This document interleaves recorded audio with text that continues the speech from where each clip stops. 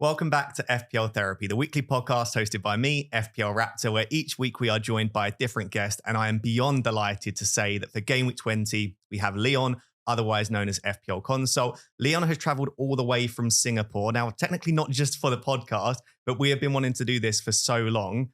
And I think it will be difficult to beat how far he has traveled for this podcast for any of the future guests. If you're wondering who Leon is, he has his own YouTube channel, FPL Consult on YouTube. Please go search for it. Genuinely content that I love. Every single week I watch his deadline stream because it's a couple of hours before I start mine. So it's a lovely way to start the game week and to start towards the deadline. And yeah, just brilliant content, and genuinely couldn't have happened to a nicer guy that he recently hit 10,000 subscribers as well, which I'm absolutely delighted for you about. But how you doing, my friend? I'm good. Thank you for having me. I'm genuinely a big fan of the pod. I pretty much watch every single episode. So to be on the pod as a guest is a real honor. So can't wait to get cracking. I'm so delighted we could do this because, yeah, essentially I reached out to you early doors and we spoke about this and I was like, there's probably no way I'll ever get you on the podcast because of where you live, obviously in Singapore. Yeah. But I'm just delighted we got able to make it happen. And yeah, it's going to be exciting because we've got a lot to talk about for this game week and plenty of big topics to talk about and players as well. This podcast is sponsored by Club, the wonderful free-to-play fantasy football mobile game, which I'll discuss midway through the episode. And we'll try and see if Leon has any of that good luck that can help me build out the club overall. If you are watching on YouTube, can I please ask, by the way, Happy New Year. Welcome to 2025. But can I please ask, can you smash that like button and make sure to subscribe? And if you are listening on audio, please make sure to rate 5-star on the likes of Spotify and Apple. It really does go a long way. So this is actually a slightly different podcast because usually this gets recorded on a Monday and goes live on a Tuesday, but we are recording this on a Thursday to go live on a Friday. So rather than just review the previous game week, we're actually going to do more of a preview and look ahead to Game Week 20. And so when we go through the games, it will be more of a preview fashion than a review fashion. But very briefly, let's talk about how our teams did in Game Week 19. I can't believe this as well. We're on the same number of points. Yeah, it's mental. Absolutely mental. Miraculous. Yeah, both on 1,220. So I'll read out your team for those on audio. But you got 71 points in Game Week 19. For Bruggen with the blank, with Flecken on the bench, but glad to see obviously Flecken back. Got the double Arsenal defense of Saliba and Gabriel both getting 2. And then Robinson picking up his 7th assist of the season. The midfield went pretty big for you. Foden got the assist, blank from Palmer, of course, but then Salah captaincy and Rodgers with the 11-pointer. And then your front line of Isak, Jackson, and Mateta. For you to get 71 points with no Trent is pretty impressive. So just talk us through sort of how your season's gone overall and the way your team's set up. Yeah, so I think we are on the same points, but I think my season, like the trajectory overall, has been quite different. I started, I think, quite high because I triple captained Haaland in Game Week 2. But that was pretty much the highest I've ever been, like 40k overall. After that, it's just been downhill from there. Pretty much trying to hang on around the, I guess, 200k to 100k. I just haven't found it in me to break the top 100k. So unfortunately, hoping that the future game weeks would bring me there. It is difficult. We were speaking about there's always that target that you've got breaking into the top 100. And then once you get there, breaking into the top 50k. Yeah. I think overall, though, we're both sat at just over 200k. I think that's a pretty good position to be in at this point in the season. And when I look at your team overall, you've got an extremely solid front line. The midfield's looking really strong. You've got a couple of cheeky differentials in there. Yeah. The back line is looking relatively secure too. Mm-hmm. That doesn't scream a team that's like desperately out of shape and needs loads of transfers. So I think for you to be ranked where you are right now with your team, I think you've got to be pretty happy with that. And obviously towards the back end of the pod, we'll discuss what transfers you might potentially be making. Mm-hmm. Just on my team, I managed to get 75 points, but it was still a red arrow for me. Sanchez with the 0-pointer. I didn't expect him to play anyway, so I'm not too displeased because it wasn't like I was, oh, that's a massive shock. We saw that when there are a lot of games, and especially against easy opposition, then often, or they did lose the match, but easier opposition, then we know that Sanchez can be rotated with Jorgensen. And then the defense was largely disappointing other than Trent. So Gabriel and Munoz in my starting 11. I brought in Munoz for Game Week 19. They both blanked. Trent getting the 15-pointer completely saved my game week because outside of that, there wasn't many points. My double Chelsea attack of Enzo and Palmer both blanked. Enzo's been so unlucky. I don't know. You're a Chelsea fan, am I right, Sam? Am, yeah. So we'll discuss Chelsea. And I want your opinion on Enzo. I basically want you to tell me that I've been very unlucky and that he should have got more because every time I watch Chelsea, there's so many near assists and he's obviously a great striker of the ball too. It was another game, right? He had, I think, like 0.7 expected assists. So I feel slightly unfortunate that I've not got more from Enzo recently. I also obviously had Salah and Rodgers. And then my front line was Isak, Cunha, Mateta. Not only did Cunha go off at halftime with a blank, but he is now injured and also banned. Exactly. So I think this might be the end. Well, it is. In fact, I've already sold Cunha. Little teaser for the rest of the podcast, but I've already sold Cunha. Cunha's gone, and what a man he has been. Bought him in game week 7 when he was less than 2% ownership. Since then, I actually counted 90 points that man has got me since game week. When I brought him in, I was like, this is just a cheeky differential. You never know. Like, we brought in Mateta this week. It's that same sort of thing, but I didn't expect that. He's almost on like same points as Isak, right? Or is he higher? I think they're on the same number or very. Do you know what? Let's actually check. I think they're very, very close, aren't they? Yeah, so, Isak's on one more point. 112 for Isak, 111 for Cunha. He's got one more point than Haaland. I mean, he's got more points than Saka. You just don't expect that from a player, especially playing for a team like Wolves, who, no disrespect to this point, haven't been particularly great. And then on the bench, I obviously had the suspended Fernandes and I had the Robinson 4-pointer. So it was an okay game week, but when I think about my transfers, it was bringing in Munoz and Mateta for Lewis and João Pedro. I mean, we both sold João Pedro. Yeah. Of course, he chooses this week of all weeks to go and get the 9-pointer, but I still think I'm pretty happy. And when we move on to Crystal Palace, we'll maybe discuss the justification for the Mateta pick. Yeah. So yeah, both of us are on 1,220 points. Let us know in the comments how many points you got in Game Week 19 and what is your overall rank as well. I'm sure many of you will put us to shame. But the idea is to look ahead. We're going to preview the upcoming games, to go through them one at a time, discuss them with the players we might want to bring in, eager to get Leon's opinion. And then, we'll talk about the upcoming fixtures as well. Just before we jump into that, can you give us a bit of an insight into like how you make FPL decisions? Because I think that's useful when you're giving advice throughout the pod. Do you go more data? Do you go more eye test? A bit of both? Like, what goes into the decision-making process for you? Yeah, so I try to take in, all the information is available to us, so I don't see why I need to tend towards one. So I try to take both, like both the data as well as the eye test. And I think something different that I've tried this season is to be more bold in terms of, not being afraid to go first ahead of people. And I think one of those picks is probably Foden.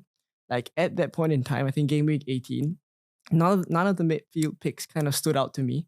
So I think at that point, I just felt, Foden wasn't delivering as many returns. He's only had one goal, his first goal in the season.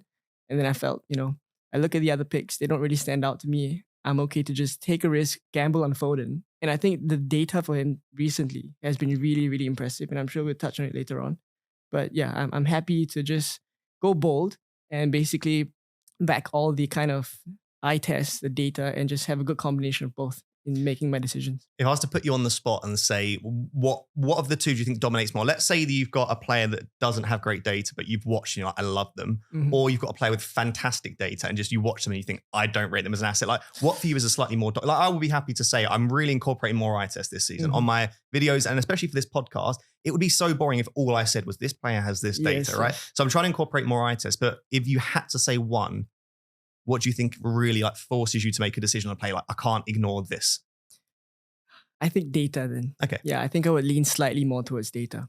I think it's that objective. Like I think I know football and I think when I watch the games, I understand. But at the same time, I am aware that I have my biases about certain players. Like I used to play football. So whenever I see a tricky left winger, which is where I used to play, I'm like, oh, I like that player. Yeah. So I will always have these biases towards players. So yeah, anyway, there will be lots of data, but also lots of eye test stuff because we watched a lot of the games from Game Week 19. By the way, Leon sent me some notes. One of the only, I think only the second guest ever to send notes ahead of time, but there was like 3 pages of notes. So plenty of stuff we can talk about. A couple of little points. So firstly, there has been a Met Office yellow warning for snow this week. I don't know if you've seen this in the UK, but it has been issued for all of England and Wales and parts of Scotland with icy conditions forecasted to continue until Monday.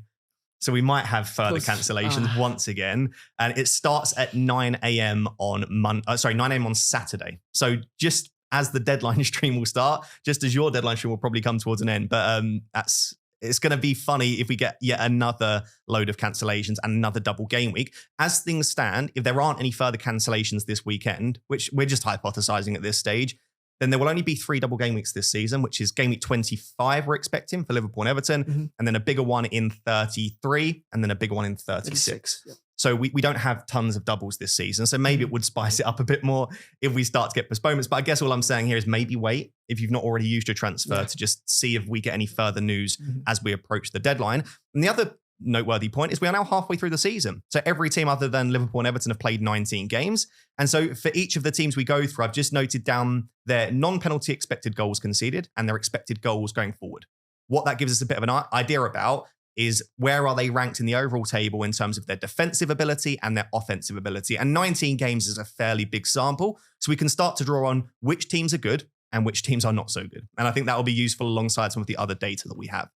So the first game is Spurs Newcastle. That's the 12:30 kickoff. Mhm.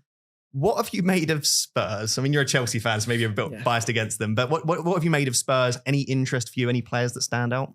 I think they're just so unpredictable this season. Like they go on and win like the big teams, and then they just struggle the next game immediately, like against a weaker opposition. So I just can't wrap my head around like what's causing that inconsistency. And yeah, I think in general, like for Spurs, I wouldn't target their defense because they're so open at the back. Yep. Yeah, and I think in terms of XG conceded, they're one of the bottom few this 15th. season. 15th. Yeah. That's like there's only the newly promoted sides basically below them and West Ham. Yeah, exactly. So I don't think I'll target them for defense, but I think in terms of attack, it's also, I think we started the season going for players like Solanke, etc., but that's died off a little bit as well. And I think in terms of like Brennan Johnson and Maddison, they both have a little bit of risks associated with them. I think recently they've been benched, and I think it comes down to Kulusevski actually, like where Ange Postecoglou wants to play Kulusevski. If you place him through the middle, Maddison will miss out. If you place him to the left, then on the right, then Brennan Johnson will miss out. So Kulusevski has to play. He's playing so well this season. To play, I've actually seen a lot of team of the seasons without Kulusevski, and I know it's difficult to try and build a Premier League team of the season because you want Cole Palmer in there and you want Saka and Salah and all these great players. But for me, he's been one of the best players in the Premier League. And an underperforming Spurs side, he's been magnificent. Mm-hmm. And so, yeah, it kind of has to be one of Maddison or Brennan Johnson misses out every time. I did get a couple of questions. I looked since game week 9, Maddison's averaged 47 minutes per game. He's barely averaging a half of football. Yeah. He's had 5 bench-ins in 11 games. And it's remarkable because when he's on the pitch, he's so good. Yeah, when he's on the pitch, he returns, right? Pretty much. Exactly. But I do agree with, I guess, Postecoglou's framework of, I think Kulusevski's so good through the centre. And I think the overall structure of Kulusevski centre and Johnson right works a little bit better, which is why I just can't bring in Maddison. And you will see throughout today's sort of podcast that I'm very big on minutes. I don't know if you're the same. Like I struggle to bring in that. We're going to discuss Gakpo a bit later, who I would love to recommend, but I'm just struggling with the minutes. And I think Maddison is a similar player. How do you feel about like minutes overall? How important are they to you? If a player's like, let's have players starting most of the time, but they're getting early subs, does that bother you, or are you just like, as long as they're starting? I think starts is like the baseline. But I think minutes-wise, I think in terms of expected minutes, at least like 80 minutes for me is good enough. Yeah, and I think minutes is huge. Like for me, if I bring in a player, minutes is up there as one of the first considerations. Yeah. Okay, I agree.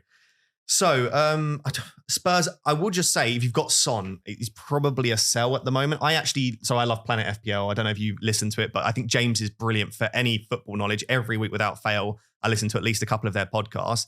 He's a massive Spurs fan, and he's said that he's basically calling for Son to not only be stripped of captaincy, but potentially rotated and dropped as well. And that isn't to do with his attitude or anything like that. It's just purely to do with his performances have dropped off a cliff. And that's incredible to think that Son has dropped off to that level now.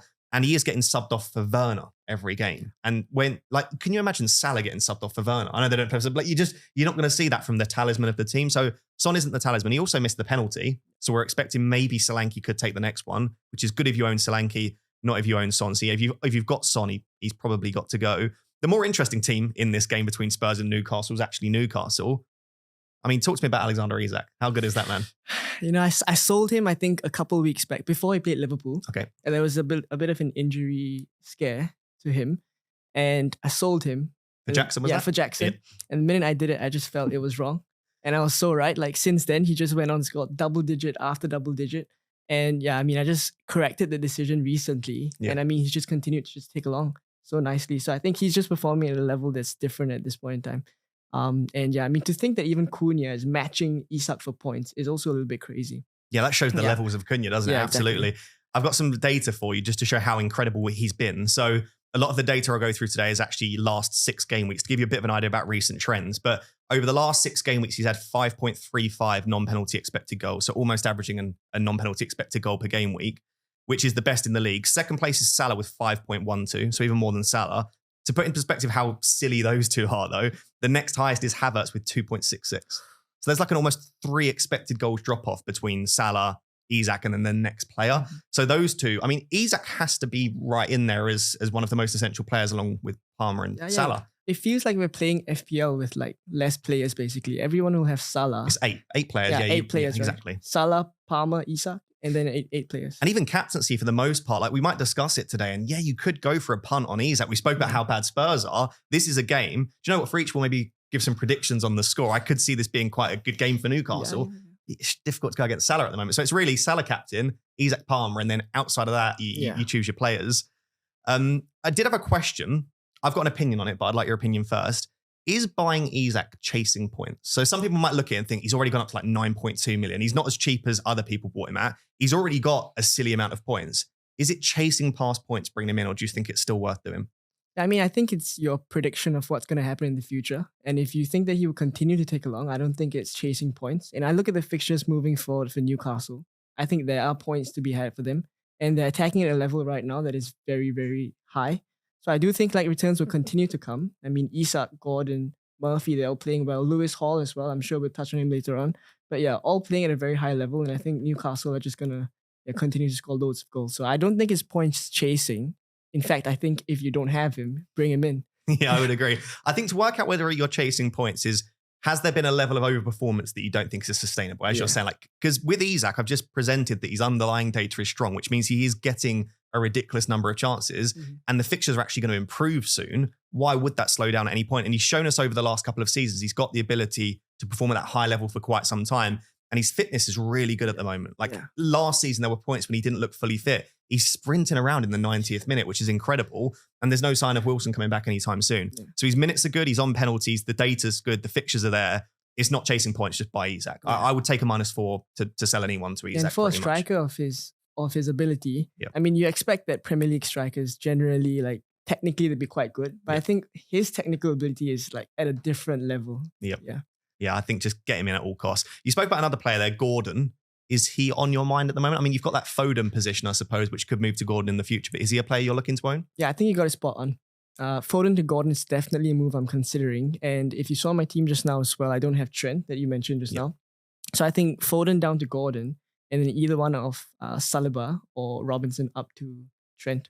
Yeah, so you probably plan to give Foden a few more weeks. Yeah. You've got to with those fixtures, I think. And like you say, he's been performing well. We'll discuss Foden a bit later, but Gordon has to be the stand-up player below kind of 8 million for me. Yeah. And I think he's at such almost a tricky price point for a lot of people because he is quite a bit more than Enzo, Ahmad, Rodgers, even Sarr, but then he's quite a bit less than the likes of Bruno, Ødegaard. And then if you go to the premiums, so for a lot of people, he might be in that tricky price where they avoid him. Maybe they need to go down to a cheaper asset or they just want to go all the way to the premium. So I think Gordon's ownership could continue to stay a little bit lower than maybe you would expect for a player playing in a team. I mean, 4 clean sheets in the bounce, scored a ridiculous number of goals.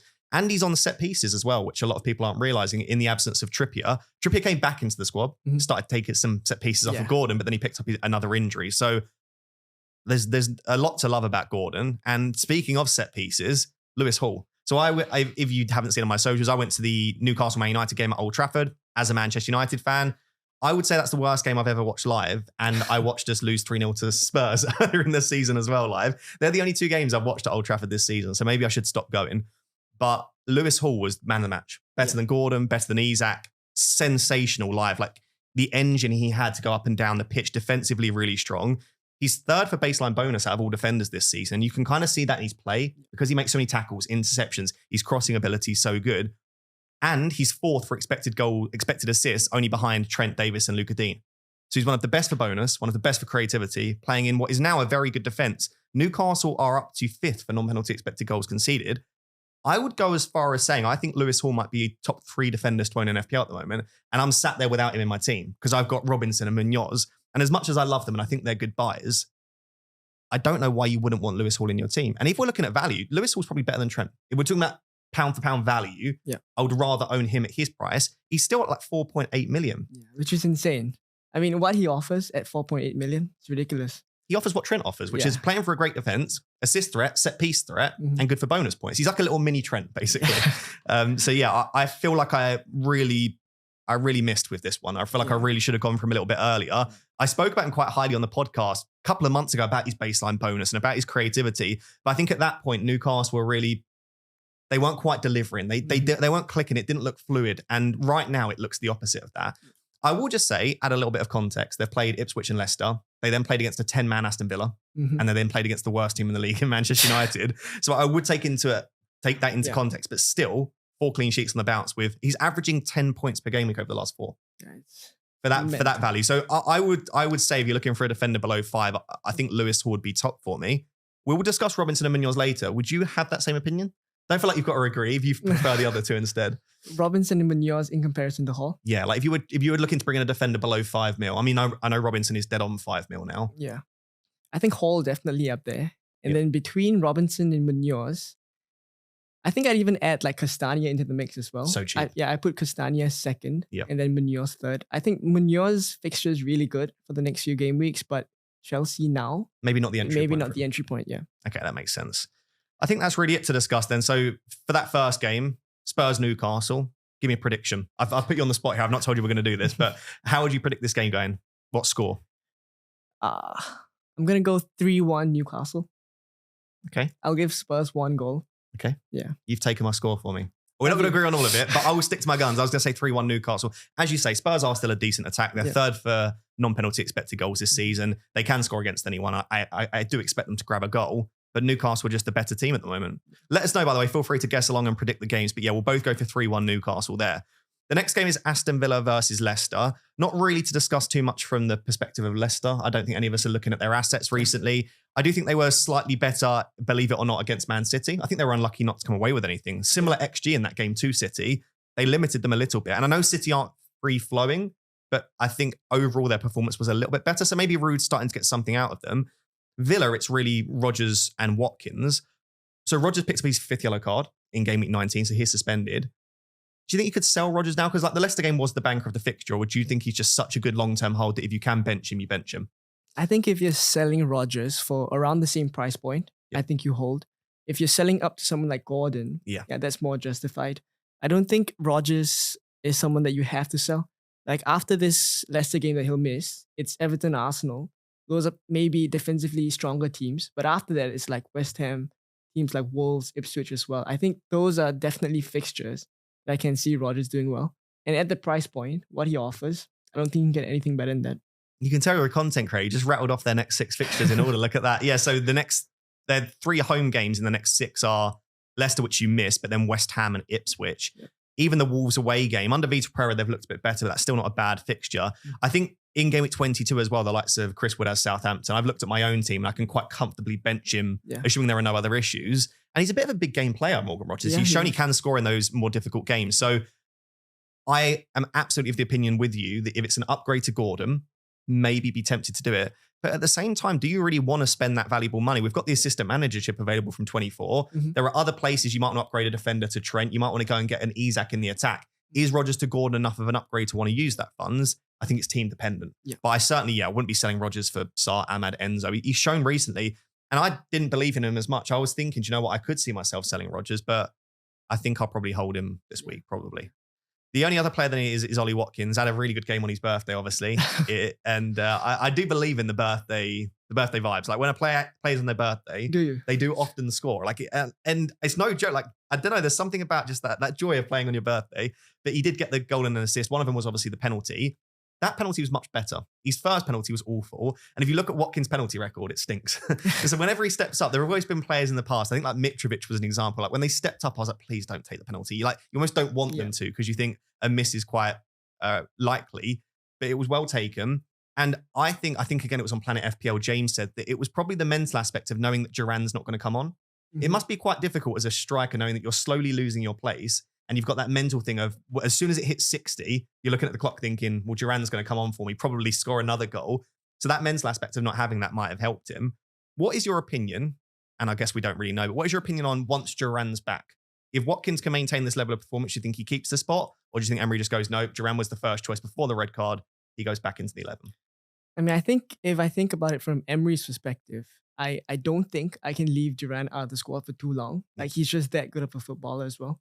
Yeah, so I probably think that even when the ban is over for Duran, he'd probably still take minutes off Watkins. I think maximum 70 minutes for Watkins, and then I see Duran taking minutes off him as well, regardless of how well Watkins performs.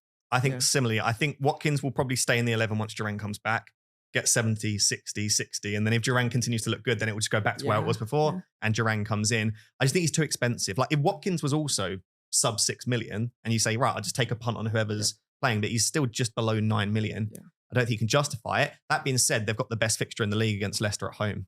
So I can understand why you'd want to, but we spoke about after Leicester, it's Everton, Arsenal. I feel like if you didn't bring in Watkins last week, he's probably just a miss right now. Yeah, and also the fact that Morgan Rogers is going to be missing for this banker fixture. So I think Morgan Rogers adds a lot to the attack, like his ball carrying ability and also the chances he creates for Watkins. I remember watching the Southampton game because I had Rogers. So many chances that Rogers set up for Watkins, and he missed like I think 2 to 3 big chances. It was absolutely crazy. As you were saying that, I was thinking every big chance that Watkins has had this season, it feels like Rogers has assisted him for it. So yeah, you may well be right. That's something I didn't really consider, that the loss of Rogers might affect Watkins' output anyway. So I guess what we're saying is you can't buy Rogers this week anyway, but don't sell him probably unless it's to go to Gordon. And with Watkins, you've maybe missed the boat. But if you really wanted to take a punt, obviously, a lot of people look to wildcard this week because it's the first week that you're allowed to use your second wildcard. I'd be very tempted on as a wildcard, just go for a really short-term punt. But at the same time, there are so many other players with better long-term fixtures. I probably wouldn't go there. Cool. Right, that's Aston Villa, Leicester then. Score predictions? I'd go 2-0 Aston Villa. Okay. I'm going to say 1-1. Wow. I'm going to say Leicester pick up some points, and I'm going to say Villa struggle without Rodgers. And that is because I don't have any Aston Villa players and I don't want them to score too many goals. But yeah, I do think that Leicester are slowly improving under Ruud. And I think that Villa, like you say, will struggle in the absence of Rodgers. Cool. Next game, Bournemouth versus Everton, has all the signs of what will probably be a 0-0. But both teams have been really impressive defensively this season. Actually, now Bournemouth are statistically a better defence than Everton. So Bournemouth are 6th for non-penalty expected goals conceded. And I think there is a bit of a narrative that they're this free-flowing team under Iraola and they will attack and they're really there to be got at. This suggests that they're actually pretty good defensively. And they've got the exact same ranking for goal threats. They're 6th for non-penalty expected goals conceded and 6th for non-penalty expected goals. So they are about a 6th place team, which I think is roughly where they are in the table. Yeah. They're performing incredibly well. Is there anyone that interests you from Bournemouth? And if not, why? I think I sold Bournemouth. I sold Semenyo recently. But yeah, I look at the fixtures. I don't think they're that high up the fixture ticker, if I'm not wrong. Yeah, so if you sort it from GAMEWEEK 20 to 25 for Fantasy Football Hub fixture ticker, they are 3rd bottom for fixtures. Exactly. So I think fixtures-wise, because it's not good, I'm not looking at bringing in Bournemouth players. But I think Housen is a really interesting shout. Like, I think the points he's been getting recently, like the headers he's been scoring, it's interesting for when the fixtures turn. He's going to be one of those that I'll be keeping a lookout for. But Senesi missing out also means that Housen's in. So when Senesi comes back, I think we need to consider again.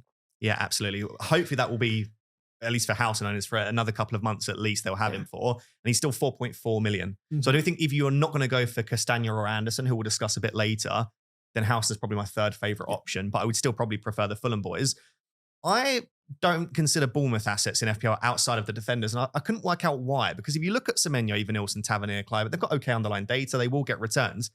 And I started to think, I don't actually know who their talisman is. I don't know who's their player that sort of dominates the goal share. So what I looked at, and this is getting very nerdy, I do apologize. I looked at their percentage expected goal involvement. So if it's 100%, it would say their expected data takes up 100% of Bournemouth's expected data.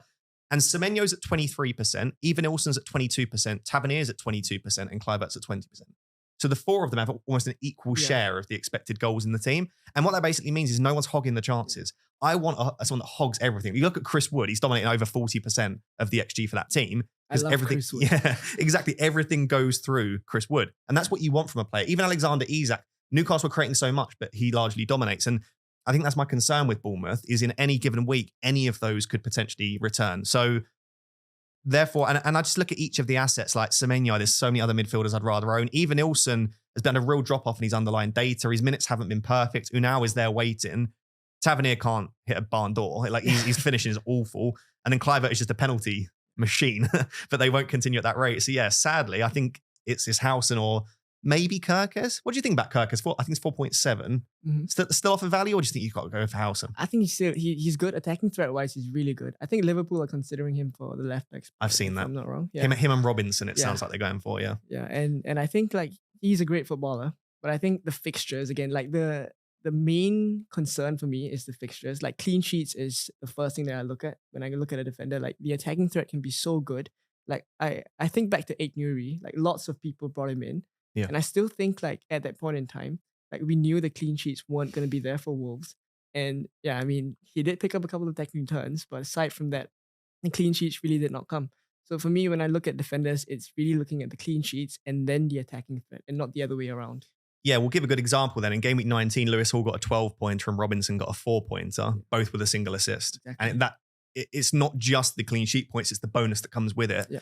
And so, yeah, clean sheets have to go at least equal with attacking threat, if not slightly ahead. It's one of the reasons I don't feel as bad benching Munoz this week, because even if he does get a return, you'd really need the clean sheet as well for it to be an absolute monster score. So, yeah, I would agree that Bournemouth just don't quite have the fixtures, but the data is so strong that I still think they're worth considering. Then Everton are 7th for non-penalty expected goals conceded and 17th for non-penalty expected goals. So we know this. Everton are one of... Sounds like Sean Dyche. Exactly. Sounds like Sean Dyche. But they aren't a good attack, but they are a very good defence. I think they're still joint top for clean sheets this season. The fixtures aren't awful. They're actually slightly better than I thought. Bournemouth, Villa, Spurs, Brighton, Leicester, Palace. None of them are all bankers other than the Leicester fixture in 24, but also none of them other than maybe the Spurs game. You're like, I definitely don't see a clean sheet there. And Spurs are very Spursy. You never know which version of them is going to turn up. So I actually don't mind them. We also know that we have that probable double in game week 25 for Everton and Liverpool. And it's going to be Crystal Palace away and Liverpool at home for Everton. I will just say a bit of caution with the double. The extra fixture is Liverpool. So really, they've got the same set of fixtures they always had. Chuck Liverpool in there, and you're not expecting a clean sheet. So I wouldn't necessarily go and load up on Everton assets now. Any consideration for Mykolenko, Pickford? Like if you're going to get goalkeeper at the moment, would Pickford be up there for you? I think he'd be there just because of how good Everton are defensively. But I probably, as we'll talk about later on, probably have Matt Sells ahead of him. Yeah, I think Forest are a better defence and they've got slightly better fixtures and he makes a lot of saves. But I think Pickford's probably top 4 goalkeepers for me. Maybe like Alisson, Pickford, Sells, Henderson, Palace at that cheap price. I think Alisson that you mentioned is a good if you've got shout. the funds, yeah. I mean, because he's very cheap. He's another entry into the Liverpool defence. Yeah. Exactly. I think he's still 5.4. So yeah, not a bad price. Pickford, he's probably less than $1 million more than Pickford. So you probably just go there now. But yeah, I think if you've got Mykolenko or Pickford, I'd probably hold them now. I wouldn't be as eager to rush them out. Cool. Bournemouth, Everton, score prediction. I'm gonna say, I'm gonna go 0-0, like exactly like you mentioned. Okay, I reckon Bournemouth might have a little bit too much just in terms of their attacking threat. I'm going to say 2-1 actually, because it screams 0-0, so it'd probably be the complete opposite. But yeah, I would not be surprised if there's a lack of chances in this game. Cool. Next game, tons to talk about here, and especially if you're a Chelsea fan. Crystal Palace versus Chelsea. So Crystal Palace this season starting to improve a lot because they started the season so poorly. They're now up to 14th for non-penalty expected goals conceded, so not great, and then 11th for non-penalty expected goals. So right now they're a mid-table side-ish. Chelsea up to 4th for non-penalty expected goals and second conceded and second for non-penalty expected goals. So top 4 defense and top 2 attack. So Chelsea are flying this season. You must be very happy with Maresca. Yeah, I think I'm pleased with how we're doing this season. And I think he's right to say that we're not really challenging for the title. Like I look at the performances recently, it shows as well. Like we are a young squad. We need like more time and more chemistry as well. But from what I've seen this season, I've been impressed. Like I'm going to say that defensively, I think we're still quite suspect at certain times. It's individual errors that I don't think as a team you are, but like each player just has that. It's like the Man United players. They have that ability to make stupid errors. Exactly. Yeah. So defensively, I think work can be done. I think attackingly, for us to be at least, I think we're top 2 for like expected goals. So I do think like we are a decent attacking side. So it's also going to lead into the fact that I think Jackson is someone that I don't think people should be mass selling, which I think has happened this game week. But I think we should be holding on to him. Talk to us about Jackson then, because one of the questions I've received quite a lot on YouTube and for this podcast is, should I do Jackson to Wood for free? Like Jackson's been blank and he's been rotated twice. Like, what is your perspective on Jackson? Why do you think he is worth holding? I think it's just the Chelsea attack. Like over the course of the season, we've seen 19 games already. We've put up really good numbers. And even the game that we just lost to Ipswich, we put up, I think, more than 2 expected goals in that game. We really should have gotten more. And I'm sure that you would agree as well with Enzo and your team. So I do think the returns in the future should be coming in terms of attacking returns. So I don't think Jackson is someone we should be mass selling. Yeah, so your next midweek game other than Bournemouth in game week 21, but then Wolves isn't until the next Monday. So it's not really a midweek game. Your next proper midweek game is game week 27 against Southampton at home. Yeah. There's going to be mass rotation in that week once again, because we've seen that exact same thing earlier in the season. So yes, in game week 27, I don't think Sanchez starts. I don't think Jackson starts. But we also don't know that. And let's say at that point in Nkunku's injured or Jackson is just absolutely flying. It might be that at that point in the season he decides not to. But I would be very surprised, and correct me if I'm wrong, if Jackson is benched in any of the games now in the lead up to 27. Exactly. You make a good point. Yeah, I think for the next few game weeks, from like 20 to 26, I'm pretty sure Jackson's going to start. And we know that when he starts, he's going to get the chances. Yeah. It's a question of whether he's able to finish. And no 5th yellow card issue now. He's obviously got through that. So the tightrope, the threshold is now 10 yellow cards. Mm-hmm. And if he hits 10 yellow cards before game week 32, he gets suspended for 2 Premier League games. But you've got at least 5 games before you worry about that. And that's assuming he gets booked in all of them. So basically the yellow card thing is no longer an issue for any teams other than Everton and Liverpool who are 1 game behind. And it's the same for Sanchez as well. So Sanchez now is no longer at risk of the 5 yellows. Well, how do you feel about Sanchez? Because Chelsea fans seem to really hate him. You know, I really wish that he would have better ball control and like the distribution. Yeah. Yeah, but aside from that, I think saves-wise... He's a good shot stopper. Yeah, he's a good shot stopper. I think it's just with the ball at his feet, it's just not as good. Yeah, and I think that's also one of the main reasons why Jorgensen was brought in. But I do agree that at this point, Jorgensen is probably just behind Sanchez. I think it's definitely a possibility that if Sanchez drops a couple of stinkers consecutively, then Jorgensen comes in. But I think I'm probably of a similar opinion that unless it's a midweek game right now, Sanchez does appear to be number 1. So I'm not stressed. For those asking, is Sanchez a sell? There's no chance I do it unless I see if Sanchez is dropped for a weekend game where there has been a week rest, he's sold immediately for me because that's a real issue. But if I can predict when it's going to happen and maybe have a backup keeper to rotate in for those, then it's not an issue. I may also sell him ahead of 27 anyway if I feel like a benching is coming because at that point the fixtures start to come to an end a little bit for Chelsea. So yeah, I wouldn't worry about rotation coming up. And I think the fact that you lost 2-0 to Ipswich and were quite poor with the players that came in, Jorgensen gave away a penalty. Nkunku is a talented player, but he's not Jackson. Yeah. I can't see him heavily rotating. He's not taking the number 9 spot ahead of Jackson. No, exactly. Palmer obviously blanked, but I actually have been really impressed with Palmer recently. The data's still been pretty good. He hit the woodwork twice in game week 19. Really unlucky for captain Israel. Exactly. I mean, I still maintain that on paper, I would have always captained Salah in that fixture, but I do think it didn't deserve the swing. Yeah. Right. He scores one of those goals, probably gets bonus. It's like a 10-pointer at that stage. Yeah. So it was a big swing. But yeah, I just think Salah's so inevitable at the moment. It's difficult. But I certainly wouldn't be selling Palmer. I know a lot of people are worried because he's blanked in like 3 of the last 4 game weeks, but we've seen that in the past that good players will always come good. Talk to me about Enzo then. Tell me I've been incredibly unlucky and that he's the best player in the Premier League. Maybe not the best player in the Premier League, but I think like the positions he's been taking up, it's very different from last season. Like last season, he was so much deeper. But I think this season, Maresca has really just given him the license to just go forward, get into the spaces. And many times you see him all the way at the byline, pulling the ball back.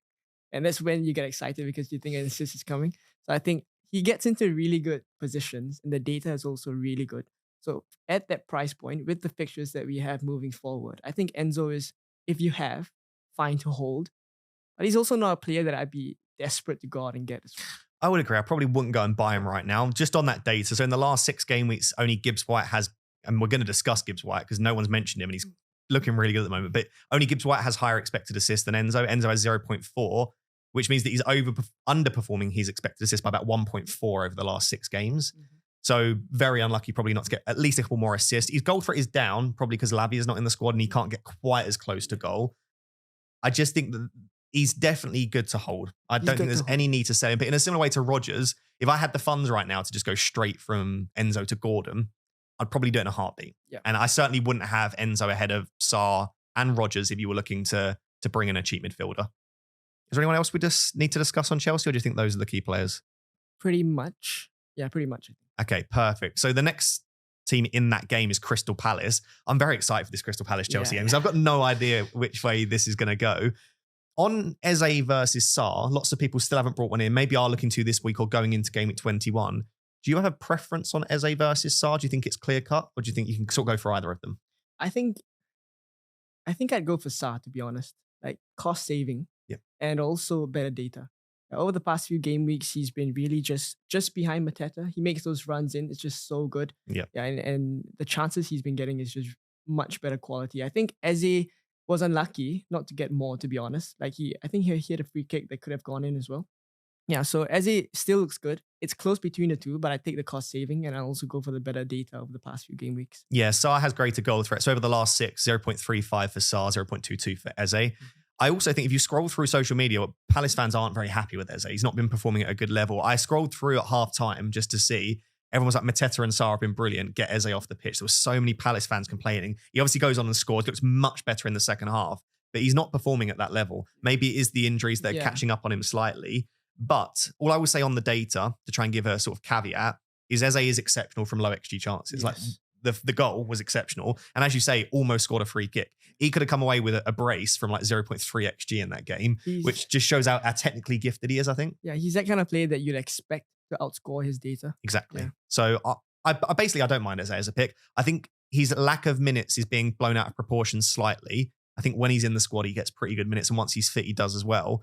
But with right now, Sarr is fitter, getting slightly better minutes, got greater goal threat, and he's cheaper. Yep. And Eze isn't definitely first choice penalty taker. He shares them with Mateta, and he doesn't take all corners. He shares them with Hughes and then eventually Wharton. Yeah. So you can't even say that he dominates set pieces and pens. He's got a bit of a share of either. I think you can go for either. If you've got a bit of a feeling about Eze, then maybe go there. We both brought in Mateta in Game Week 19. What was your justification? I'll obviously talk through mine in a second, but I love the man, especially based off last season. But why did you go for Mateta? Yeah, I think at that point it was close between Sarr and Mateta. Like that was the decision to make. But I think penalties for me, and also the fact that I think a lot of people can get to Sarr. I don't think many people can get to Mateta. So I do like going for a little bit of a differential, I guess. And yeah, I think Mateta moving forward, the fixtures are definitely there for him. And I think minutes-wise as well, which we spoke about just now, he looks pretty good for minutes. So I think, yeah, a lot of things point to points coming, and hopefully that'll be the case. He was really good in Game Week 19 as well. Like, as I say, a lot of people singing his praises. He had one big chance and created a big chance. So, I mean, if we're going to compare him to João Pedro, who we sold for the 9-pointer. João Pedro had no big chances, created no big chances. The 2 assists were, I won't say fortunate, but I mean, one of them was. I think overall, if I look at the performances, Mateta probably deserves slightly more in that game. And as you say, great fixtures. I love the penalties. The minutes are there. I just think he's a really solid option. I don't think either of us expect Mateta to reach the heights of Cunha and Isak, for example. But is he equally as good as some of the other options? Yeah, maybe. And I do like that he's at a tricky price point. Yeah. I think he's slightly overpriced. I will admit that. Okay. But I think that's a good thing. Because if he was 6 million, then everyone probably goes for Mateta over Sarr. But because he's at 7.2, all of a sudden you have a decision to make. And I think for us in our squad structures, we had that ability to just go a little bit more expensive. And we always have the option to sell him. But the fixtures coming up, like Leicester in Game Week 21, I really like that as a fixture.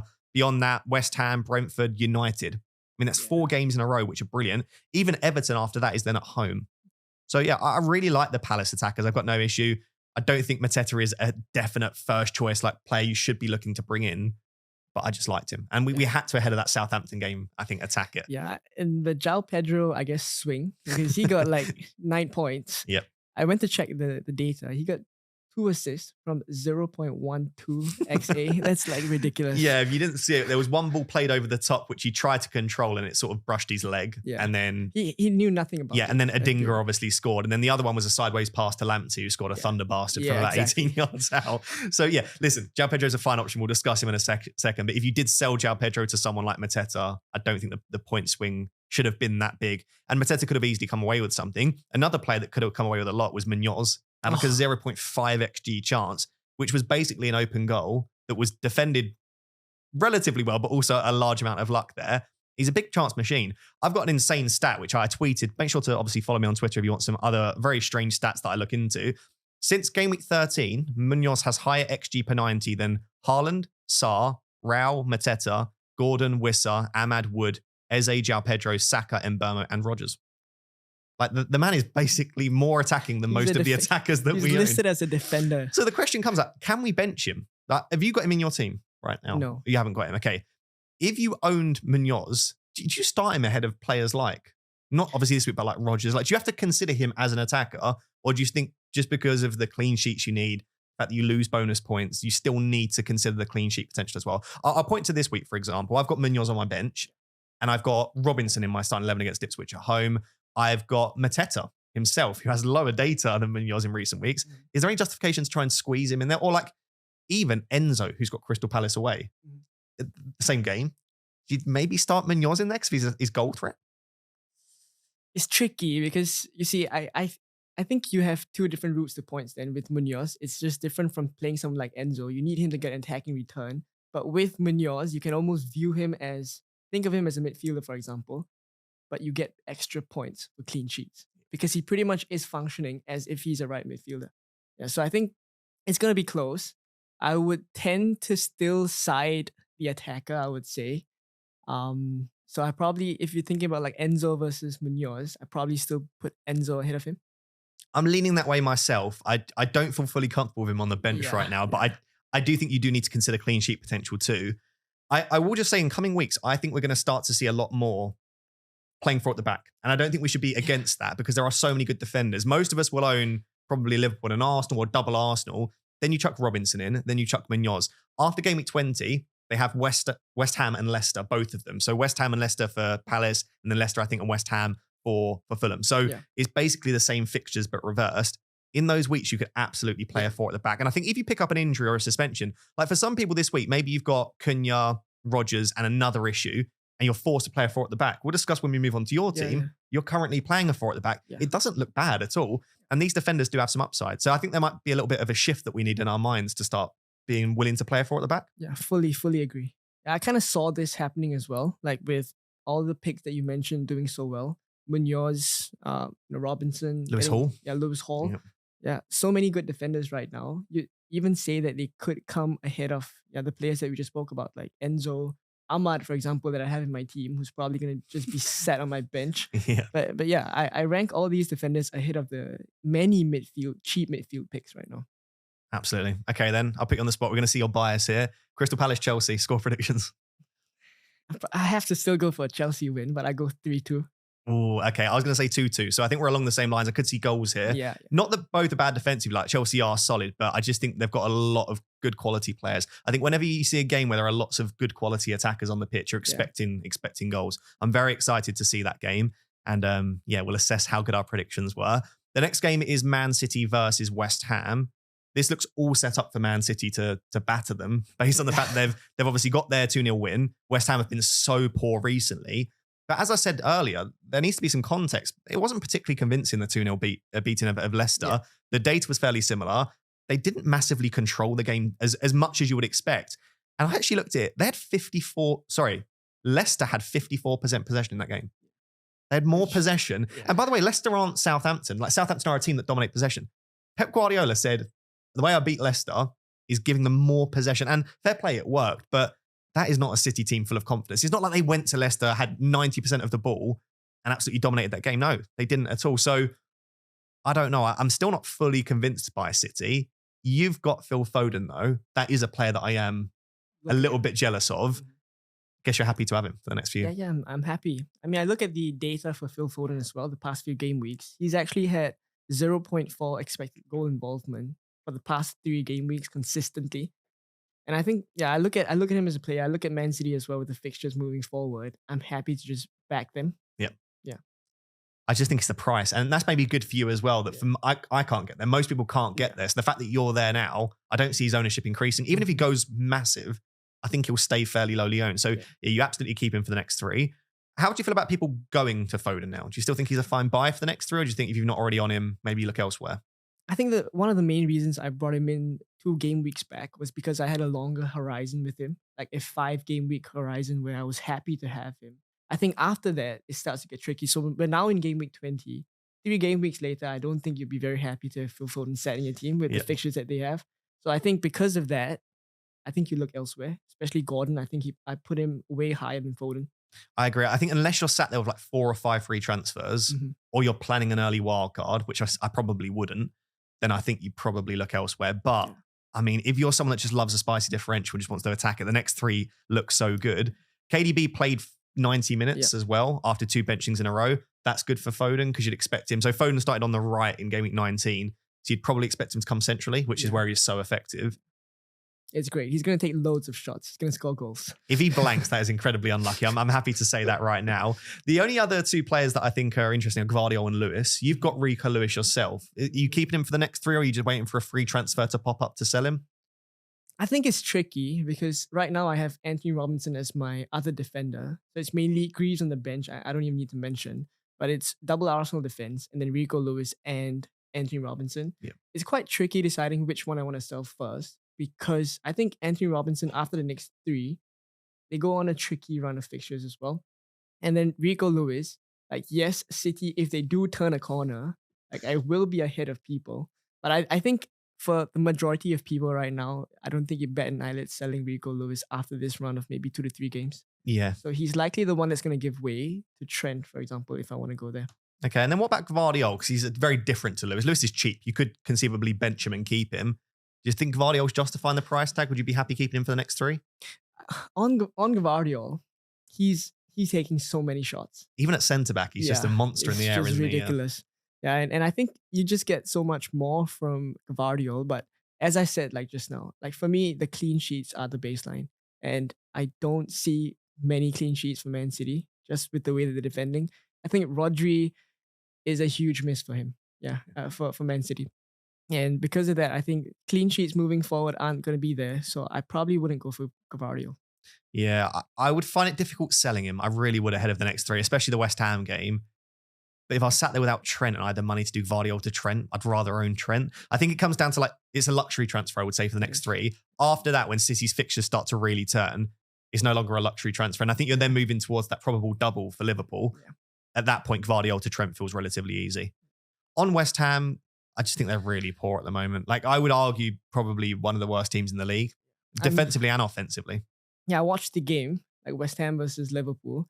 West Ham just offered nothing. Like, the only player that I think was worthy to mention is actually Kudus. Kudus was great. Yeah, he played really, really well. Hit the post, didn't he? Yeah. Aside from that, like, they try to break the Liverpool midfield. They can't even get from the defense to the forward line. Yeah. They pass the ball to the midfield and they lose the ball. Like, Gravenberch is there, McAllister is there. They just couldn't get out of their own half. So I think West Ham is just, and now Bowen's out as well. He's injured, so I think, just going to look really bad for West Ham. I think, so forward. Bowen fractured his foot, so he's out until February. I think you've got an easy transfer there to Gordon, which is really nice. Or at Mbeumo, who we'll discuss in the next game, I think he still offers decent value, although the fixtures aren't quite there over the medium term. Or you use this as an opportunity to shift to a Trent or Isak. Like, if you've not got either of those and you have Bowen, then I think you downgrade there. On Fabianski, it does sound like it's concussion protocol, so he should be back in about 4 or 5 days. So I don't think it will quite be in time for game week 20. Whether he gets back in, Areola was actually one of their better players against Liverpool. He made 8 saves. I don't think he could have done much more in that game, but maybe Fabianski doesn't go straight back in. But I just think he's clearly most trusted by Lopetegui. So I think he probably does. And I wouldn't be looking at West Ham right now. The fixtures are all full. They're not performing well. I think it's a matter of time until Lopetegui's gone. Yeah, and at that point, maybe when their fixtures improve, we start to look there. Okay. Man City versus West Ham. This could be pretty unpredictable. How are you predicting this one going? I'm going to go 3-0. Man City. I have Rico Lewis, so I'm hoping for the clean sheet. Yeah, I was going to say that's biased because you want the clean sheet. I'll go 3-1. I just think they've got, even in their poor form with Foden and Haaland, they've got too much, I think, for that City team. I still don't trust them defensively. So you say 3-1. Who do you think is going to score the 1 from West Ham? Probably Kudus. It's got to be Kudus, hasn't it? Or maybe a set piece or something like that. Yeah. But that is a point. Like, without Bowen, who's going to score the goals? Exactly. Yeah. And who's going to provide the goals for Kudus? Because if Kudus scored, it would have been probably assisted by Bowen. It is going to be really tough for West Ham without Bowen in the squad for the next at least, it sounds like it'll be about 6 weeks at least, which isn't ideal. Cool. Next game, Southampton versus Brentford.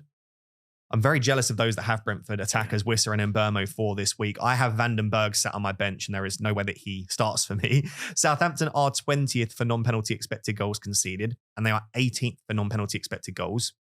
They're the worst team in the league for me, probably along with Leicester. Ipswich are the team I've been most impressed with from a sort of newly promoted side perspective.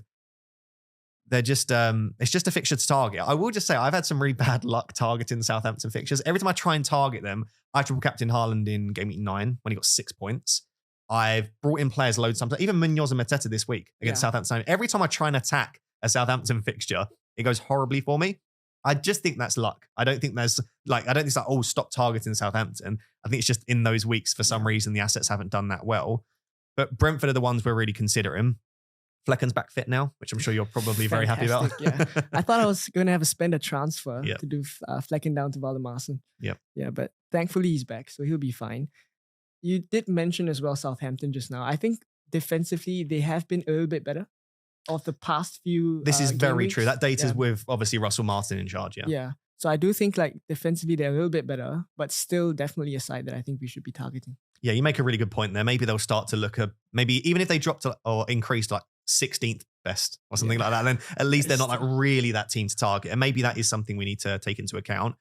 Brian Mbeumo, the man, since I've sold him, he's got, I think, 4 attacking returns. Frustratingly, it's like the only chances he's had in the games. Like we sold him because he wasn't taking shots and getting the chances, and he's still largely not doing it as much. But he's just a really good asset. He took his goal very well. Small deflection, of course, but he's just a top FPL asset. Like when we list the things we want, set pieces, penalties, minutes, he's got it all. Yeah. So that's exactly why like a couple of game weeks ago when people were mass selling Mbeumo, like it was never going to be a transfer that you had to do. Like you're never gonna come across a point in time where you have to sell Mbeumo. Like he has 90 minutes, penalties, and you know he has quality to put the ball in the back of the net. So yeah, I mean he has scored many goals since I sold him. And it just happens to be that when I have Mbeumo, he doesn't return. And when I don't have him, then he returns. He's that kind of FPL asset for me this season. Here's a question for you then. If it was for free, would you consider Mbeumo to Gordon, or do you just think you'd find another way to get Gordon into the team? I think not this game week then. Like Southampton is just too good a fixture for Mbeumo. Like after that, maybe you consider. Yeah. I would still be tempted because the thing is Gordon doesn't have the penalties, but he does have the set pieces. He's got much better open play goal threat. And I think Brentford are going in the opposite direction to Newcastle. They're struggling a little bit more. In this game against Arsenal, they created very, very little.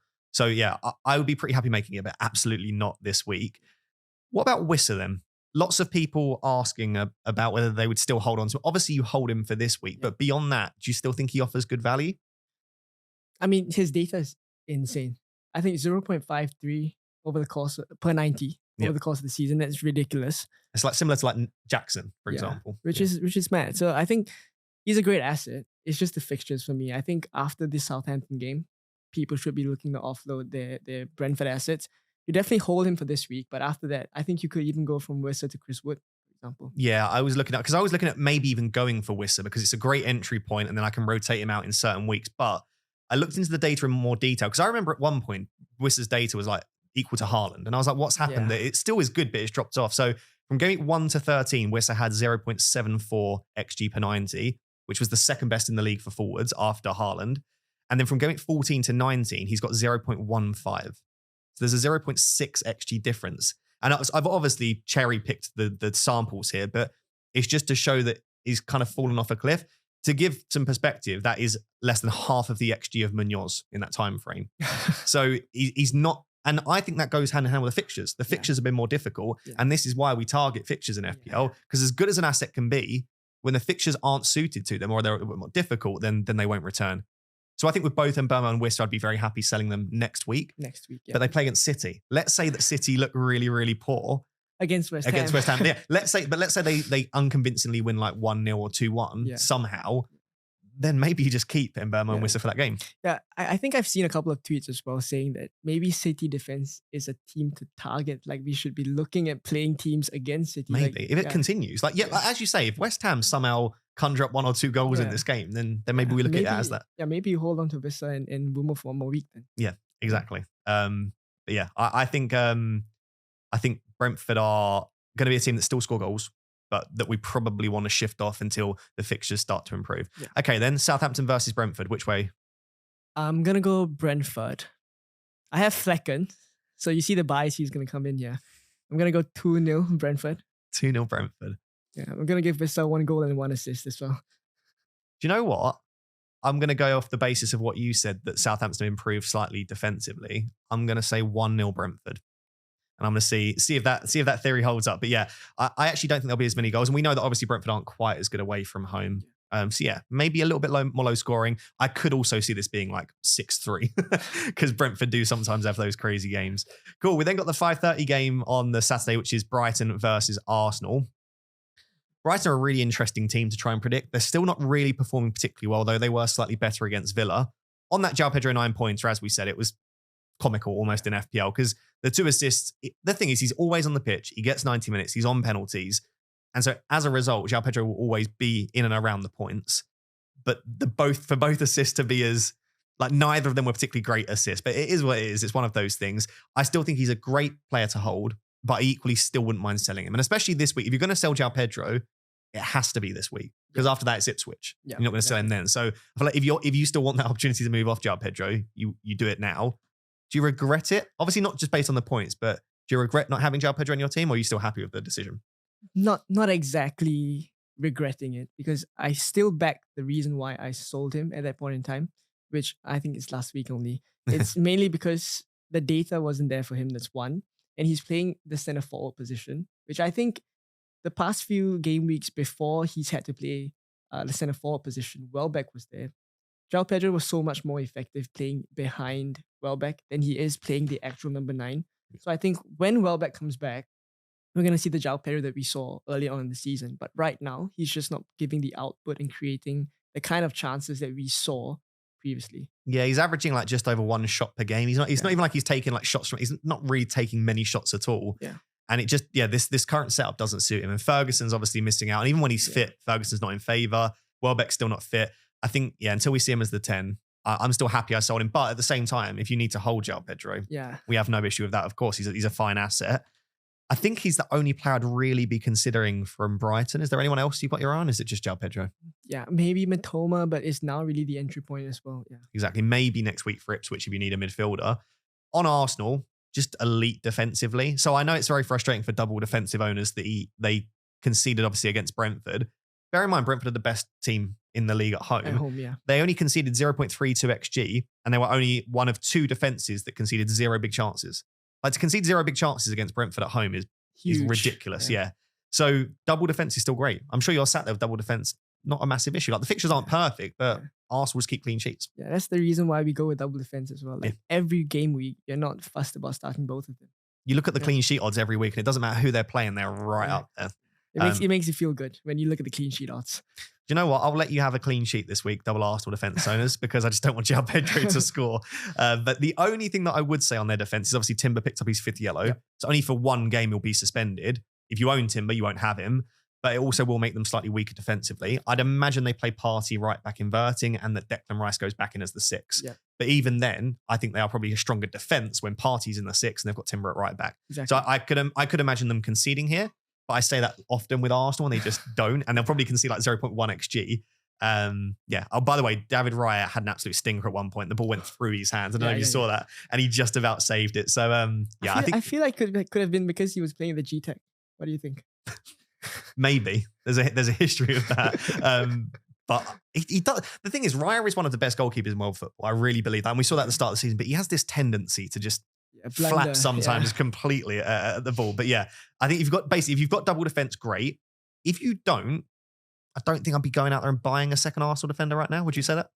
Yeah, I think now, if I'm to put like defensive assets, like I'd have Matt Sells in the keeper position, and I have Gabriel, Trent, and then one of Munoz or Robinson. So I don't think double Arsenal defense is necessary at this point. But also the converse is true, where if you have both of them, I really don't think you'd be first starting both of them. Yeah. Okay, I'm happy with just Gabriel right now, and I'm hoping the Arsenal defensive ownership will come down a little bit. Because as right now, I actually have to cheer on them to concede because so many people own double Arsenal defence that it hurts my rank when they keep a clean sheet. Jesus had another goal, 0.9 XGI. I moved early to sell Cunha to someone else, as we'll move on to when we look at my team. I wonder if I'd have waited. Like Jesus is a really decent option to look at. I think his data's always good when he starts. His finishing looks a little bit more clinical. He's got that confidence about him. Yep. Do you put him up there as one of the best players to own if you're going to maybe replace Matheus Cunha this week? Yeah, I think he's up there along with Chris Wood as one of the top forward replacements this week. I actually went to watch the post-match press conference with Arteta, and he was speaking quite highly about Jesus as well. He was saying about how players need to have the fire when he chooses his attackers. He wants them to kind of have the fire as well as the form. Yeah. And that's exactly what Jesus and also Martinelli has right now. Yeah, so he has the backing of the manager, at least for the next few. I think minutes-wise, there's always a concern with Jesus. But right now, because of the injury to Saka, definitely helps his minutes. And until Saka comes back, I don't see a world where Jesus is going to miss out too much. Yeah, he's got that point to prove, Jesus. He's finally got back into the starting 11. Yeah. He's going to take every opportunity he has. And I think his minutes will be good. Havertz works well in midfield for Arsenal, and it allows them to play a slightly more attacking outfit. Havertz obviously missed out due to illness in game week 19. You'd expect him to be back in. Odegaard was probably the most disappointing player. Yeah. So not only has his data been really poor, he's not really had many chances to score goals. The two things that Odegaard was supposed to gain was penalties and set pieces, and Ethan Nwaneri took all of the in-swinging set pieces. So Odegaard didn't even take corners in this game. Yeah. So what you've essentially got at the moment, and I'm not like Odegaard is a fantastic asset. He will get returns, but relatively poor data, no set pieces. You're relying on a penalty almost at the moment or an assist. Yeah. But even when you watch the games, he's just not as involved as you would expect.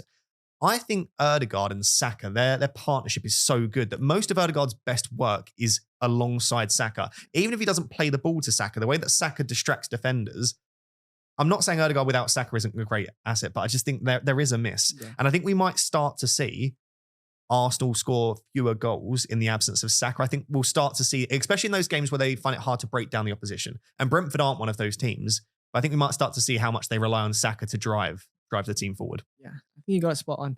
And I think at that point in time when I brought Foden in, Odegaard was one of those assets that I had a look at as well. Yeah. But I just saw the data. It just wasn't good. And that's with Saka as well. And then I was kind of thinking to myself as well, like, who's to say that with Saka out, that Odegaard becomes that much better of an asset? Like, yes, he gets more set pieces. Yes, he gets penalties as well. But is that enough to cover up the bad data that he's been putting off over the past few game weeks? I felt like it wasn't. And I think it's showing now that, chances wise, he's just not, taking as many shots. I think the role he's playing right now is more of a kind of a linking the play kind of a midfielder and less so of a, shot taking midfielder, I'd say. Yeah, because when I saw the lineup, there was Partey and Marino in midfield, and I was like, oh, Odegaard owners are loving life now because in the previous game it was Havertz and Rice, I think it was, and you're like, well, he's going to be really defensive. Marino isn't a particularly attacking player. I was like, Odegaard is the 10 basically. It still wasn't really doing it. So if you had Odegaard, would you shift him off already, or do you think you still keep him? I'd say it's slightly too soon to sell him. I think you brought him in for a reason if you did so earlier on. So I'd maybe give him a couple more weeks. But if he continues to put up these numbers, we have a decent enough kind of sample size for Odegaard without Saka. And in that case, I think if he still doesn't perform, you can sell him. Yeah, because if you went and got like a 14-pointer next week, it'd be a very different narrative, wouldn't it? So exactly. Maybe a little bit longer, but I don't think you keep him indefinitely. If against Brighton, once again, he's not getting in the positions, not getting the opportunities. And if let's once again say that Nwaneri does start and he's still taking corners, then at that point, you're not really getting what you think you were going to get from Odegaard. So, Brighton versus Arsenal. I think this is a very difficult one, actually. Which way do you see this going? I'm going to say that I think Brighton recently still have not fully convinced me in the attack. Yep. So, I think with Arsenal being the best defense in the league by a mile, I think I'm going to go 0 for Brighton. Arsenal, I'd probably give them 2 goals. So 2-0 to Arsenal. And this is nothing to do with your double Arsenal defence. Everything to do with your double Arsenal defence. All you're doing is predicting each of your players to get loads of points in these. I only own one Arsenal defender, so I'm going to say Arsenal concede. I think 2-1. I think this will be a little bit tighter. I still really rate Hurstler and Brighton. They're just struggling a lot. But as you say, based on how they performed recently, they don't look very likely to score in any game. And Arsenal are so good. I can't see more than 1 goal for Brighton. And fingers crossed it's not João Pedro. I think 2-1 was the score for the reverse fixture, right? If I'm not wrong. João Pedro got a goal in that one. Yes, you're correct. Yeah. Okay. Maybe a repeat then. Next game, Fulham, Ipswich. Firstly, just on Ipswich, they're looking a lot better recently. I really love Kieran McKenna. I think he's a top manager. I think he's adaptive. He's really, like, I think some teams coming to the Premier, they're way too stubborn. I don't think he's been that. And he's also not afraid to try some slightly different things as well. I just think he's a really, really top man. I'd love to see him get a role at some point under a top club. And Delap is a joke of a man. Like I would say top 5 forwards in the Premier League at the moment for me. I could absolutely see him getting a huge move in the summer. I don't know who to, but I could see him doing really well at whoever he goes to. And he's on penalties, right? That's a massive advantage that we just love penalty takers. So it was soft though, I'll say. Oh, extremely soft. Yeah, I mean, you were probably watching that thinking it wasn't a pen. I don't think it was a pen. I can understand why it was given. I'll say that. But yeah, I think it was a well-taken penalty. It's just a brilliant performance from him overall. One of the better performances that we've seen from a forward this season, I would say. I still wouldn't look to bring him in ahead of some of the other assets. Maybe like even a Chris Wood is probably worth the extra money. Fulham's really where we're thinking. Just on the attackers, they've got such 3 good fixtures in a row now. Yeah, exactly. Against Ipswich and Leicester in the next 3 and West Ham. Like, they can't really get any better if you're looking at defenses to try to target. So is there any interest in Raul Jimenez for you? Like, can you try and sell him to me, or is the minutes too much of a worry? I think if I wasn't a wild card, I think I might just throw Raul Jimenez in there. But it's always the threat of Muniz, right? It's always that threat that I think will continue to like take minutes off Raul Jimenez as well. And I think on the Muniz threat as well, the fact that Raul Jimenez started the last game against Bournemouth, which I fully expected Muniz to actually start. I think that could be good for Raul Jimenez minutes moving forward, because I think that kind of says a lot in how he's definitely first choice for Marco Silva. Yeah, him being first choice is great because he plays more minutes, but then it does mean that in the easier fixtures, you're worried about that rotation. Exactly. I just look at his minutes overall, even when he starts. So he got 90 minutes in game week 9, but since then he's not played more than 77 minutes on a single, or 78 minutes on a single occasion. Like 72, 74, 70, 77, 10, 67, 28. They're definitely not going to get more than 80 minutes from him for sure. Like 70 is like... That's the average. Yeah, so then when you look at his data and go, it's not bad, but then that's per 90 data and he's not getting 90 minutes. So I don't know that I could go there, but if you are going to, now's the time, right? You've got to jump on him ahead of these 3 fixtures. Iwobi's unfortunately having that situation where the data's catching up on him. I still didn't mind him as a pick. The minutes are brilliant. He's got that creativity, but we spoke about how limited that goal threat is. Yeah. And unless he's scoring worldies at the moment, this is the issue. If you brought him in, though, you absolutely keep him for the next 3. It's kind of similar to what you said about Foden. There's no way you can sell a player that has the 3 fixtures he has coming up, but I absolutely wouldn't be bringing him in personally. Well, like when you look at his overall goal threat, it's so low. Yeah. Do you feel the same, or would you still be tempted with the 3 fixtures? It will be. Yeah, I think I wouldn't go there. There's so many other kind of cheaper midfielders that I rank ahead of Iwobi. Like even Ismail Assar right now, like against Chelsea, I'd even put him ahead of Iwobi. I think transfers are so valuable right now with the double coming up, the assistant manager chip, and just restructuring our squads, that using a transfer to bring in and take a player that you know you're probably not going to want to own beyond the next 3. Like Sarr, you can own indefinitely, you would imagine. Yeah. And even assets like Rodgers as well, you can just own in the long term. Yeah. So I think that's probably where we'd go there.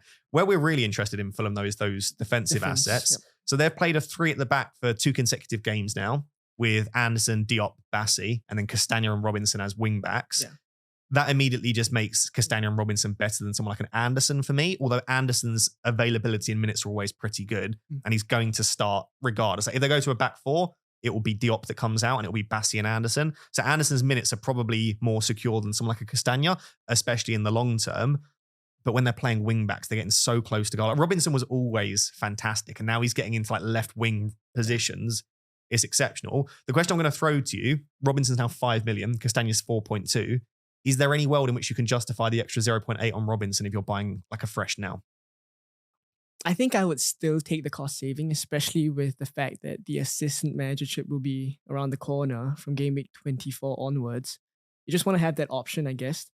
But also, I think something that you can maybe say to yourself to justify that extra 0.8 is that I think Robinson's deliveries are better than Castagna's. Like I think Castagna put up 5 crosses in the game against Bournemouth. Robinson put up 4, but in those 4 chances, he created 0.22 XA, which is pretty good. And the same for Castagna. In 5 crosses, he only put up 0.02.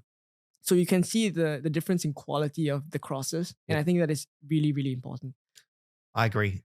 Cracking left foot Robinson. Also, they have this like left side dominance, I would call it, Fulham, like because they've got Iwobi and Robinson on that side. They just drive through that left hand side a lot, and so whilst they're both playing essentially the same position on either side, I feel like Robinson will get more opportunities to create. That could mean though Castagna's coming around the back post, and we've seen that already that he can arrive at the back post. I think that's how he got his assist. But I do think that Robinson is just a better asset than Castagna, but I don't think he's 0.8 better. And I think, especially as you said at this point of the season, I would go for the cost savings. So I think if I was to rank the Fulham defenders, I would say Castagna, Robinson, Anderson. Would you agree with that? Yeah, fully. And I think Leno, by the way, if you're on a wild card, he's a little bit expensive, but I don't mind him even as a goalkeeper if you want to go there. Yeah. Cool. I think that's it on terms of players from those 2 teams then. So Fulham, Ipswich. Score prediction? I'm going to go pretty high scoring for this one, I'd say. 3-2. 3-2 to Fulham. Would I like that? I mean, if Robinson gets 3 of the goals, then yeah. I'll go 2-1. I think Fulham will have the edge. As I've been impressed with Ipswich. Mhm. I hope that Fulham keep a clean sheet, but I'm not necessarily banking on it with Robinson this week. Mhm. Cool. The next game I'm absolutely terrified about. I'm having like preemptive nightmares about this. Is Liverpool versus Man United. I'm just this could be like 10-0. It feels like it could be as bad as the West Ham game, if not worse. Like I wouldn't say that West Ham are much worse than Man United at the moment. In terms of data this season, Liverpool are first for non-penalty expected goals and first for non-penalty expected goals conceded. So they're the best defense and the best attack. And Manchester United are 13th and 12th respectively. So Manchester United are solidly mid-table. Liverpool are the best team in the league by some distance. Yeah. I actually would say that we're slightly worse than mid-table at the moment. That's no joke. Like Amorim was asked in a press conference, Mr. Positive Amorim was asked about relegation, and he said that's a serious possibility. That's not what you want from a manager that has just come in. He's already got about 400 more grey hairs. I don't know if you've noticed. He's like slowly going more and more grey. His head's going to look like mine eventually. He's going to lose all of his hair. Like you can actually see the life drained out of him. Like when he joined, he had that charisma, that aura.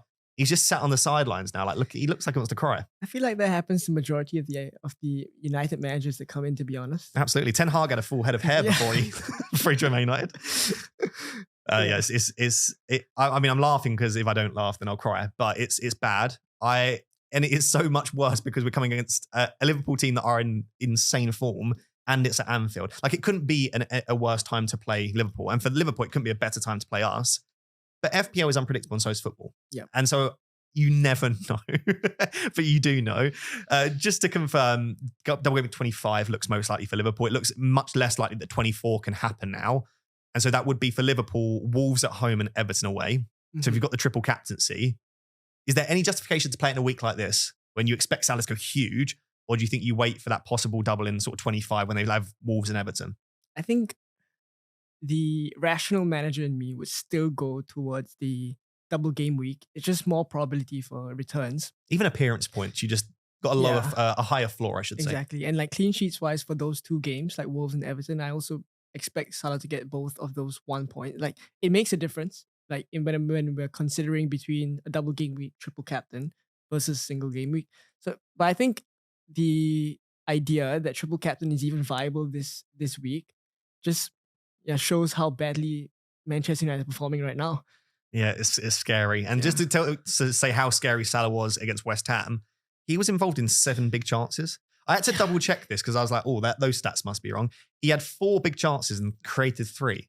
How is a single player, for a team to have 7 big chances in a game is unheard of almost. For a player, I mean, he could have genuinely come away. Like, I feel like people that didn't captain Salah might have actually been quite lucky there that he only come away with the 16 points because, he could have comfortably had 25 plus points in this game, even more. Yeah, I mean, I was at the game, and to see him in real life, like to just beat those defenders like nothing. Yeah, it's really, really something else. I think he's just absolutely unplayable. Like the West Ham defenders had nothing on him. And the save by Areola in the first few minutes already just kind of set the tone. From there, he just created so many chances, took so many shots. He was at the heart of the Liverpool attack, basically. Yeah. And they put Wan-Bissaka on him. And by the way, Wan-Bissaka is still one of the best one-on-one defenders in world football. Yeah. I still believe that. Didn't matter. Salah didn't even look like he half struggled. Exactly. He still found the space. So, I think I wouldn't triple captain. I think it's a consideration. I would wait for the double. But I would absolutely not be looking at anyone else for captaincy. The real question, though, with Liverpool, right? Everyone's got Salah. Everyone's probably going to captain Salah. It's about those other attackers. Jota, people brought in, still not starting, which is obviously quite hard to take. Diaz looks relatively nailed as the 9 right now, but obviously it's Jota that would rotate with him. Gakpo's actually started 7 games in a row, but not getting the minutes. Do you think you can go there for any Liverpool attackers? And if so, who would you be looking at? I think you make a good point about the minutes not being secure for all of them. But I also think about, at some point, is it worth the risk? Like they're attacking so well, they're scoring so many goals. If he misses out, let's say, for example, you go for Luis Diaz and he gets rotated. Like the next game, he's going to start. They're going to score goals. And he's going to pick up a goal. Then overall, like an average across maybe 4 to 5 game weeks, if you play him in every single game week, maybe the points you get is better than someone of a safer pick.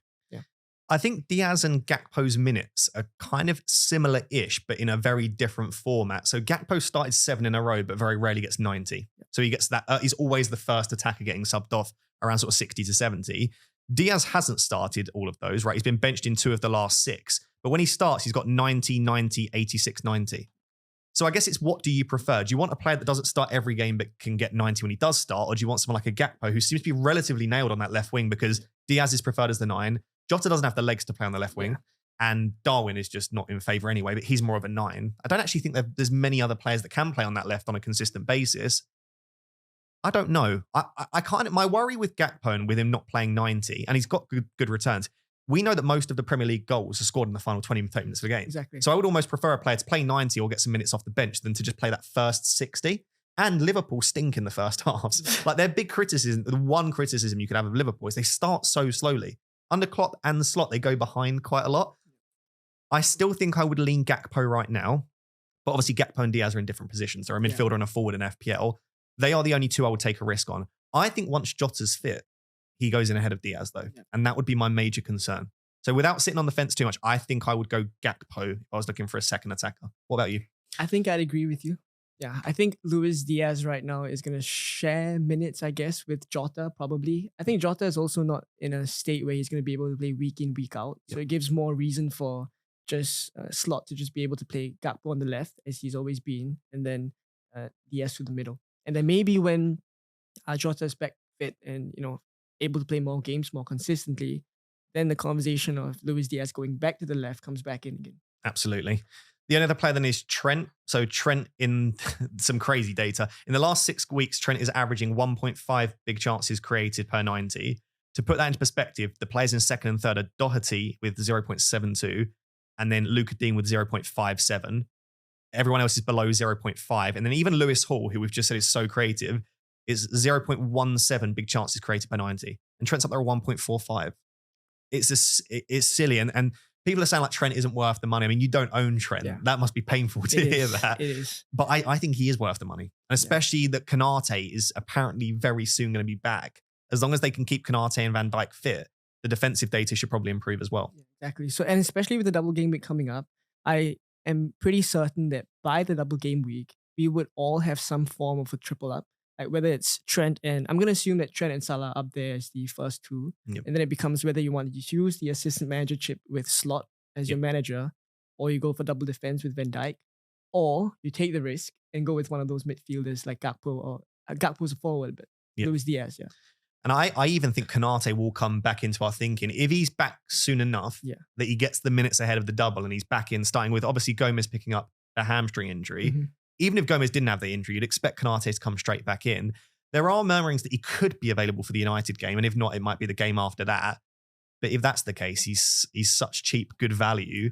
And that might be your best third Liverpool. If you don't want to play the assistant manager chip on Slot, then maybe you just go as cheap as possible and you don't mess around with the attackers. I absolutely agree with you. We need to probably own 3 Liverpool in some regard for this double game week. Man United obviously are a mess. I don't think I need to discuss them too much other than maybe Ahmad and Bruno. So you've got Ahmad. What are you making of that? I guess it's a move you might regret slightly. Yeah, I think I might shift him out soon. I'll give him this game. He's on the bench, so I'm not going to expect too much from him, especially against Liverpool. But the next game, he has Southampton, if I'm not wrong. I'll give him that game. Yeah.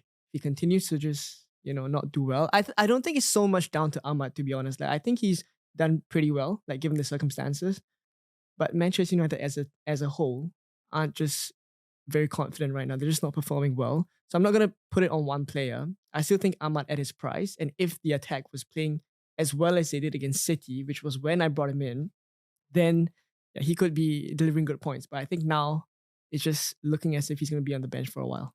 Yeah, I think, as you say, you've got to give him the Southampton game, even though that hasn't worked well for me in the past. But you give him that game and then I think you reassess after that.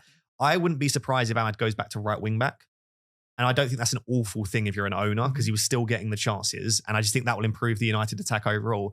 The opinion that I have when I watch Man United is that we just don't have enough good quality attackers on the pitch. Yeah. And whilst I don't think Garnacho and Rashford are particularly great, I would rather have one more of them on the pitch and one less of Mazraoui and Dalot at wing back. I think the stat is we've scored 0 goals with Mazraoui and Dalot as the wing backs under Amorim. I've seen that, It might be 1 now, but we're not scoring because neither of them are great going forward. Mazraoui is a brilliant player, but he's not particularly attacking. And then you've got the likes of Mainu, Eriksen, Casemiro midfield. None of them are goal scorers or really creators. And so you're relying on Højlund, who's raw and unfinished as a product. And then you've got Bruno and then Ahmad. It's just like there's not enough in that team to create. Like if you compare that to the Chelsea attack, like Jackson, Palmer, Enzo, Neto, Sancho, like there's so many good attackers. I feel like that's where we're missing out. So I wouldn't be surprised if Ahmad goes back into right wing back and we try and get Garnacho or Rashford on the pitch, probably Garnacho. I mean, you don't look at the Manchester United and think there's going to be loads of goals there. The team's just not very good. Yeah. And this is what I'm trying to tell people is that it's not Amorim. It's not the owners. Yeah. Well, it is the owner's fault, but the team just isn't good. Like if I was to offer you any Man United player for your starting 11 at Chelsea, you might take a Bruno, but he's not starting ahead of Palmer or Enzo at the moment, so probably not. You might have an Ahmad, but Sancho and Neto are great. Yeah. You're not having any of our defenders. You might take Onana potentially, but maybe not. Like, and then I would say the same to Arsenal, Liverpool. Yeah.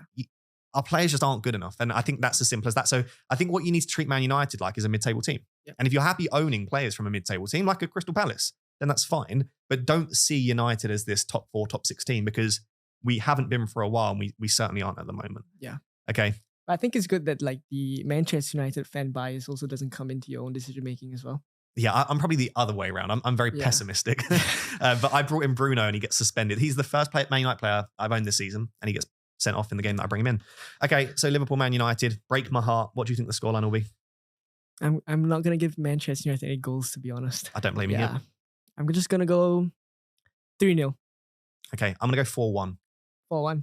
Bruno penalty, 4-1. Bruno penalty, okay. I was just going to ask you how you guys going to score. Penalty. A very, very dubious, lucky penalty is the way that we're going to score there. Or just maybe a counter-attack or something like that. But I'm not expecting too much. Cool. Right, final game, which is the Monday game, is between Wolves and Forest.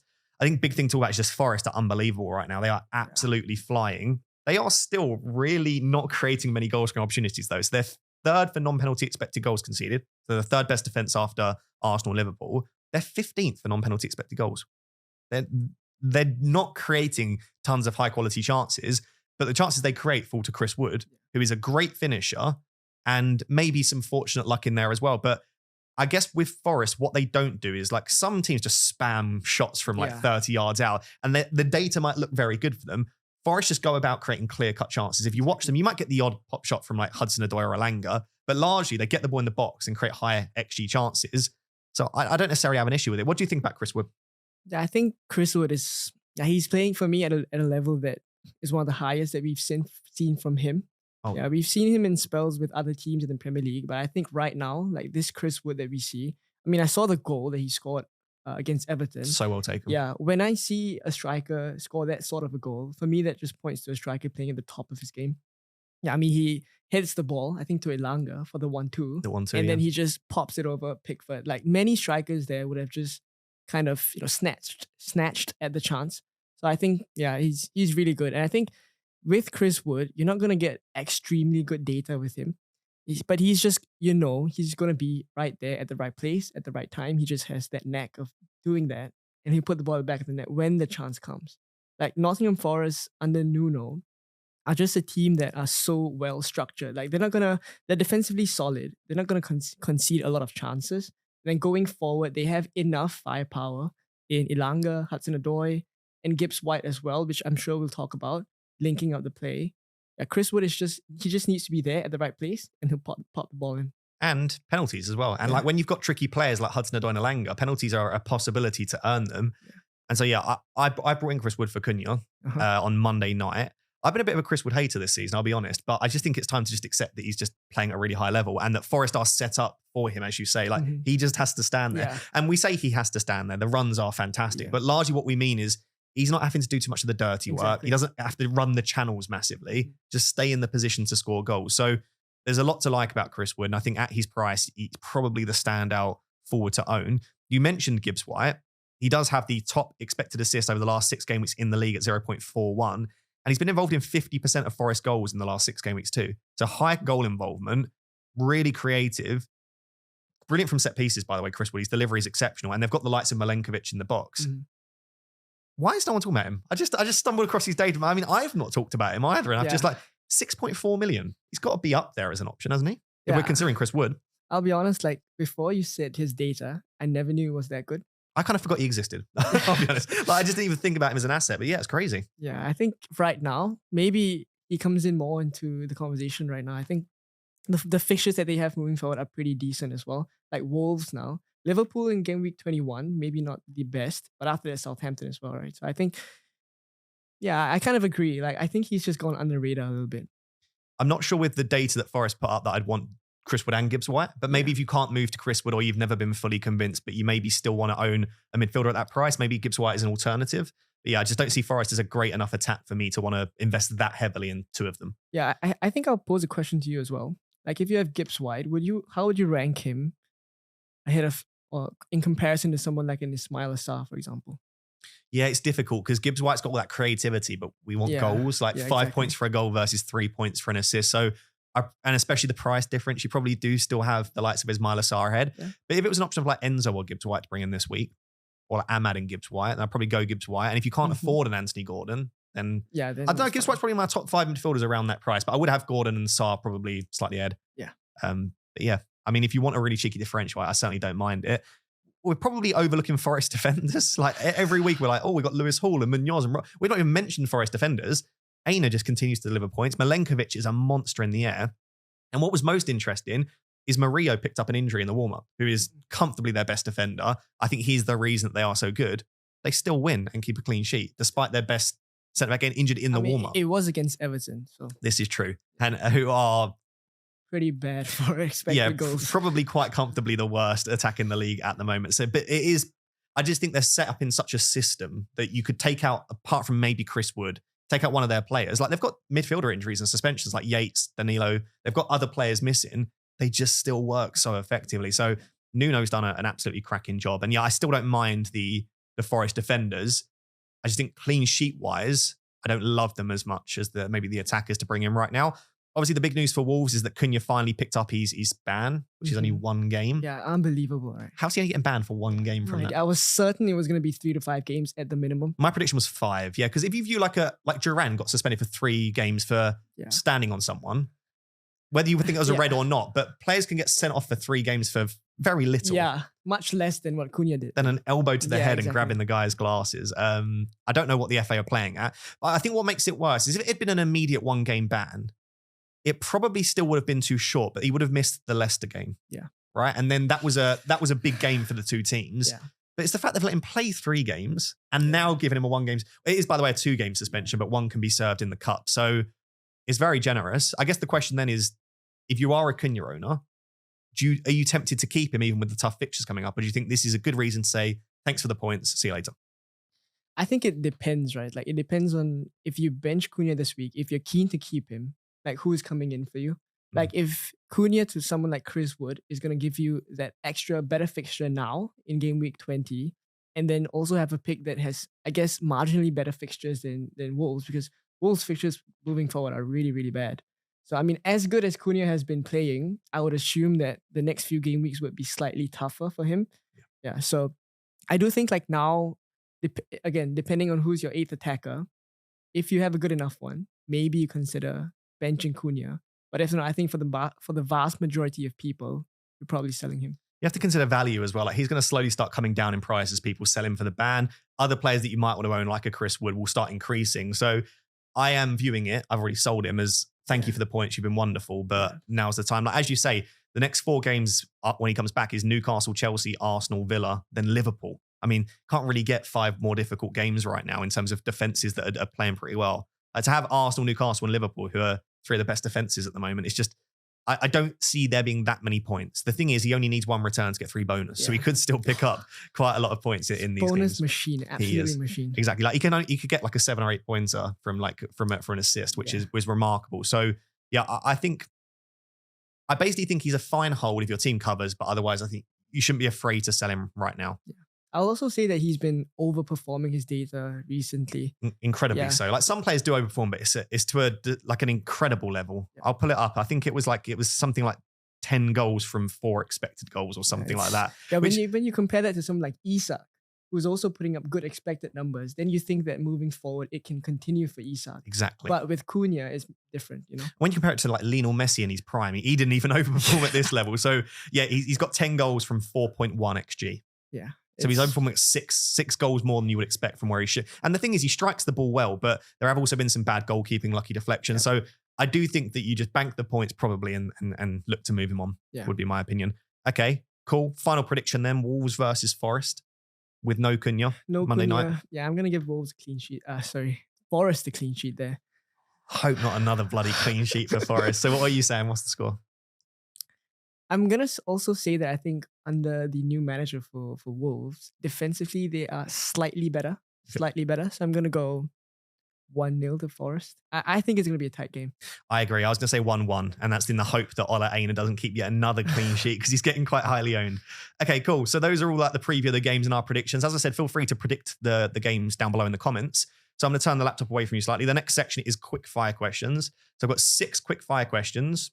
Obviously, you can take a second to think, maybe like maximum 5 to 10 seconds per question if you want to give a little bit of justification, or feel free to just go for a one-word answer. We've covered some of it, but it'll just be a bit of a recap. You ready? Okay. Yeah, let's go. Cool. Favorite cheap defender to buy priced at 5 million or below? Lewis Hall. Would you sell João Pedro to Wood if it was for free? Yes. Favorite third forward to own alongside Isak and Wood? I'm going to go Jackson. I would agree with that. Would you consider Salah triple captaincy against Manchester United? Would I consider? Yes. Would I actually end up doing it? Probably not. Best goalkeeper to buy right now, taking into account value? Matt Sells at 4.8. And then finally, would you keep Bruno Fernandes or sell him for Anthony Gordon? Sell him for Anthony Gordon in a heartbeat. I don't blame you for saying that. If I had an extra free transfer this week, I would be tempted. So as you guys will probably know by now, FPL Therapy is sponsored by Club, the wonderful free-to-play fantasy football mobile game, which, by the way, should be coming out very soon in the UK, which I'm so excited about. But on your screen, you can see the way my club is currently lined up. Massive upgrades have taken place recently, pulling the likes of Alexander Isak, who has been so good. On the bench, you can actually see I've got Ismail Assar, only 79 rated, but we know how good his fixtures are coming up.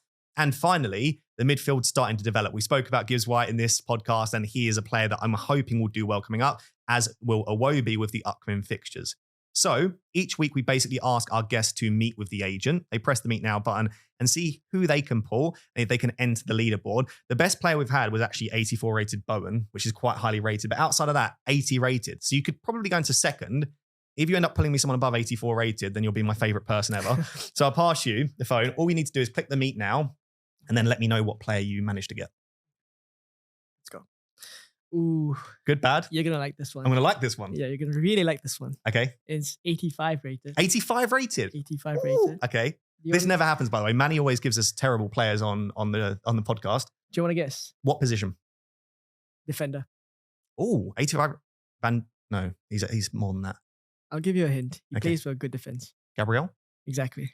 Oh, Gabriel. Yes, please. I would take don't that. even think we need to discuss this. No. Oh, my goodness. Oh, that is excellent. Right. Okay. Definitely getting signed. We were speaking about whether I would end up actually signing the player. I've gone terribly over my budget is the only thing, but I don't care. Yeah, you probably bring him in a heartbeat. He's coming straight into my team. Oh, that's bro. I might even play a 4 at the back, you know? That is so good. Okay. Yes. Saliba and Gabriel, you did really well there. Okay. So if you do want to build out your squad, if you want to meet with the agent, see if you can compete with me and many others, there will be a link down below in the description, or if you're watching this on social media, in my bio. Please do check it out. If it's not available right now in your country, you can sign up to the waitlist. And if it is available, then you can just simply download the game and get started. But I am so excited for you to see it. And it will be a big 2025 for Club. Okay, cool. Right, the next section is the prediction game for FPL Therapy. So I ask the guest each week to send across 3 differentials at 10% or lower that they think will perform well, just as a 1 week, not to go and buy, but just to own for this single week. In game week 18, which was the last podcast, I predicted Bowen, Erdegaard, and Martinelli. So decent, but I am still top of my own leaderboard. So it looks a little bit corrupt, but I am still top. And I'm also joint second top of my own lead. I'm just great at this game. What can I say? Anyway, so Leon's predictions, starting with the first one. I'm not gonna lie, I think you're slightly biased towards your own team. This is the vibe that I'm getting. But the first player you've gone for is Phil Foden, West Ham at home. It is a great fixture for him, isn't it? Yeah, and this is purely a fixture play, I think. Like, especially coming off a 5-0 loss to Liverpool. And also the fact that Man City have their win now. So maybe they get some momentum going. I'm just going to back Foden here. And also the fact that Kevin De Bruyne is likely going to be missing out for this game because he played 90 minutes, not because he's injured. But I don't see a world where Kevin De Bruyne is going to play game after game. So I'm pretty certain that Foden is going to play centrally. And that's great for attacking returns. Yeah, and even if he does start De Bruyne, he's not going to get back-to-back 90s. So it would be an early sub, and Foden probably then shifts centrally after that against the tired West Ham team. And also Foden got substituted, I think, in the 66th minute. So you would expect almost definitely these starts as one. Cool. I like it a lot. It's only 5.5%. The next one just about sneaks in under the 10%, which was Wissa. We said that his data's dropped off a bit, but it is Southampton. It is one of the best games, and they can be a little bit like flat track bullies, Brentford, against these slightly weaker opposition. Yeah, they can. And I think Wissa as well, he is a very clinical finisher, to be honest. Like, he doesn't have to have really, really good chances. He just puts them away. Yeah, I was just looking how he got on against. So he got an 8-pointer against Southampton earlier in the season. He got a 10-pointer against Ipswich and an 8-pointer against Leicester. So against the newly promoted sides, he scored against all of them earlier on in the season. So he has that ability to go pretty big. I like that a lot. And then the third and final one, you're trying to break my heart with this one, is Cody Gakpo against Manchester United. We spoke about that his starts have looked pretty good. Mm-hmm. We're expecting it to be a high-scoring game. Yeah, I am. And I'm also expecting Cody Gakpo to start as well. Like, the form he's been in recently, I think for the past 6 games that Liverpool have played, he's only blanked in 2 of them. Minutes-wise, he also starts every other game. I think he does come off, as you mentioned just now, like, I think maybe 60 or 70 minutes. Yep. But yeah, minutes-wise, I do expect that it's good enough to go for as a 1-week punt, I guess. And if you watch the Newcastle Man United game, that left-hand side for Newcastle, Lewis Hall and Gordon, was where we were getting absolutely destroyed. So exactly. Gakpo could have some joy there. Yeah. I like those picks a lot, other than Gakpo, because Man United are going to win. I did actually want to fit Watkins in, though. Okay. But he was too high in terms of ownership. Okay, he's gone up. Yeah, I expect him to do very well. I wouldn't rogue captaincy because I think Salah's too good, but I do like Watkins for this week. Cool. All right, the only other final thing to do then is just go through our teams for Game Week 20. So you've got 1 free transfer and 0 in the bank. So we'll just read out your team for those listening. We've got Flecken against Southampton away. A back 4, as we spoke about, with Saliba and Gabriel, double Arsenal defence. And then Robinson against Ipswich at home and Rico Lewis against West Ham at home. A very strong midfield 3 of Foden, Palmer, and Salah. Obviously, Salah with the armband. And then again, a very strong front 3. I'm quite jealous of the Jackson pick. You've got Isak, Jackson, and Mateta. Yep. You've actually somehow, have you completely avoided clashes as well? You have. Because I think the thing when I'm looking at a lot of people's teams, I've got like Mateta versus Sanchez. I have Fernandes versus Trent. I've got a lot of players playing against my defenders, and it looks pretty awful. Whereas I think you've pretty much avoided that. So just spotted that as well. It's a really good team, actually. That is much, much, much stronger than most people's teams, even in the back 4. And as I said, I don't think you should have a huge issue with it. Obviously, you would have played Rodgers, who's on the bench suspended, instead of probably Rico Lewis. But yeah, we spoke about how bad West Ham are. Yeah, but I am also wary, of course, because sometimes you have a really good team on paper and it just doesn't turn out the way that you want it to. I'm the same. Like, I sometimes don't mind if my team looks bad because I'm like, do you know what? You never know. Yeah, exactly. Yeah, but I think I got fortunate with Flecken coming back in time for the game against Arsenal yesterday, and he played through the whole 90 as well. Okay. So I fully expect that against Southampton he'd be fine. And yeah, I think captaincy wise, I don't think it's much of a consideration this week. What do you think? I don't think so. I do like that your vice is on Isak. Mine's on Palmer right now, but I might place Isak as a slightly better captaincy option than Palmer given the fixture, maybe. Yeah. I mean, I just see goals in that game. Newcastle, Spurs. Exactly. So you've got 1 free transfer and 0 in the bank. Any temptation to use it now? And if not, where are you thinking about using your transfers in the next couple of weeks? If Flecken was still injured, the initial plan was to do Flecken to Valdemarsson, free up some cash because I don't have money in the bank. But now that he's back, I think I just start him for the Southampton game, roll the transfer, and then I think in the next few game weeks, for maybe 1 or 2 game weeks, I can continue to roll. But come the Liverpool double game week that we spoke about just now, I think I have to find some way to get Trent into my team. And I think the way to fund that is probably dropping Foden down to someone like Gordon. So yeah, rough plans are those. I like that a lot. It's a really good team. I see green arrows on your horizon. Hopefully I'm there with you. But yeah, I think Foden I'm quite jealous of. And I think your keeper looks pretty good this week because Southampton look a little bit more defensively solid, but not as good going forward. So yeah, really, really good. Hopefully Mateta scores a hat-trick. Moving on to my team, although that wouldn't be good for my goalkeeper. I've got Robert Sanchez in goal. The good thing is I expect him to come back in. I might be wrong, but I expect him to come back in. And he's obviously not got that risk of the 5 yellow cards now. So that's a positive. The back line is currently Trent against United, Robinson against Ipswich, and Gabriel against Brighton, with Munoz and Van den Berg on the bench, who's actually back now. I think this is a really good setup defensively, having Trent, Gabriel, and then a rotation between Robinson and Munoz. I think they rotate fairly nicely. And in the future weeks, I could even play a 4 at the back with the two of them. This is why I desperately want Lewis Hall, but I'm not selling Trent Robinson, Gabriel Munoz, I don't think, at least not in the near future. In a few weeks, maybe Robinson to Lewis Hall. We spoke about Fulham's fixtures start to run out a little bit. But as of right now, I'm just going to have to continue going without him. And then the midfield 4, it's honestly really stinky this week. I've got Enzo and Palmer against Crystal Palace away. I don't love the double up considering that Palace have looked a bit better recently, but I do think Palmer's great. Enzo's been super unlucky. Still on set pieces. Still got a little bit of goal threat, good creativity. It could be a good game for him. Salah's obviously got the armband. And then Fernandes is the big one. I ideally don't really want him this week, but you've got to keep him for the Southampton game. And then after the Southampton game, if I'm not impressed, I will not hesitate to do him to Anthony Gordon. Right? They've got a good run of fixtures, Newcastle. And I won't let my bias stand in the way. And in fact, it'll probably go the other direction. I'll be happy to get rid of Man United players. But yeah, that clash isn't great. And the clashes continue with the front line because I've got Mateta. So Mateta playing against Sanchez, Fernandes playing against Trent's not ideal. My other 2 attackers, though, are pretty good. Chris Wood, who I brought in for Cunha. And then Alexander Isak, obviously, just continues to be great. The reason for selling Cunha for Wood so early is Wood looks very likely to double rise. So he was rising at such a rate on Monday night that I thought there's a good chance he double rises. I'll have a look in a second, but I think that looks fairly likely to probably happen. And then on the other reason is Cunha looked likely to fall, and he's already fallen once. So what it's already gained me 0.2 million, but it looked likely to gain me 0.3 as well.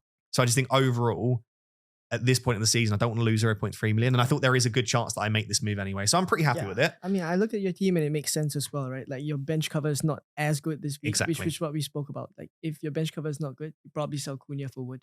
I think if you've got Rodgers and Cunha, probably one of them's got to go. Although you could play a 4 at the back and then have no bench, but I just don't want to risk that at this point in the season. And the thing is with Chris Wood, he's such a good long-term hold. And with the assistant managership in 24 coming available, with the double game week, with the blank game week 29, transfers are becoming super valuable. I don't want to be moving around this forward constantly. So with Isak, Wood and Mateta, they're all good for minutes. They're all on penalties, we think, for Mateta anyway. The fixtures are there. I can see myself just keeping the 3 of them for the foreseeable future. And I think it's the same with your front 3 as well. Yeah, exactly. I mean, if I need funds and when Chelsea's fixtures turn, I think the first player I might sell out of the front 3 is probably Jackson. Absolutely. Like Mateta's fixtures longer term are really good. But you're still unlikely to do that in the next 4, 5, 6 weeks. Yeah, exactly. So I think we're pretty happy there. Cool. So I have 0 free transfers and 1.5 million in the bank after that. Obviously, I'm not going to take a hit this week when my team looks okay. And I've got the bench cover of Munoz. And I've got exactly the money for the assistant managership, 1.5 million in the bank. So I might end up holding that through till 24, 25 and playing it as soon as it becomes available. Or obviously, if I need the 1.5 million coming up, maybe to try and get to an Anthony Gordon or something like that, I also won't be afraid to use it. Cool. Right. Those are our teams. And that is the podcast, mate. Thank you very much for coming on. It's been wonderful. Yeah. Thank you for having me. It's great. It's again, a great pleasure to be here, coming all the way from Singapore and also meeting you in person. It's a pleasure. It's been really good. Yeah. It's been a long time coming. Please make sure to check out Leon's channel. I'll link it in the title on YouTube and then in the description on YouTube, Spotify and Apple. FPL Consult just hit 10,000 subscribers. Go make sure to blow up his comments on the next video that he uploads when he's back in Singapore, probably after all of the traveling. But yeah, really, really great content. As you can see, a lot of insight as well. And I'm sure it will help guide you through the rest of the season. And if you are watching on YouTube, please like, please subscribe, please rate 5-star on audio. And I will catch you for the next episode ahead of Game Week 21. But until then, thank you very much. Bye-bye.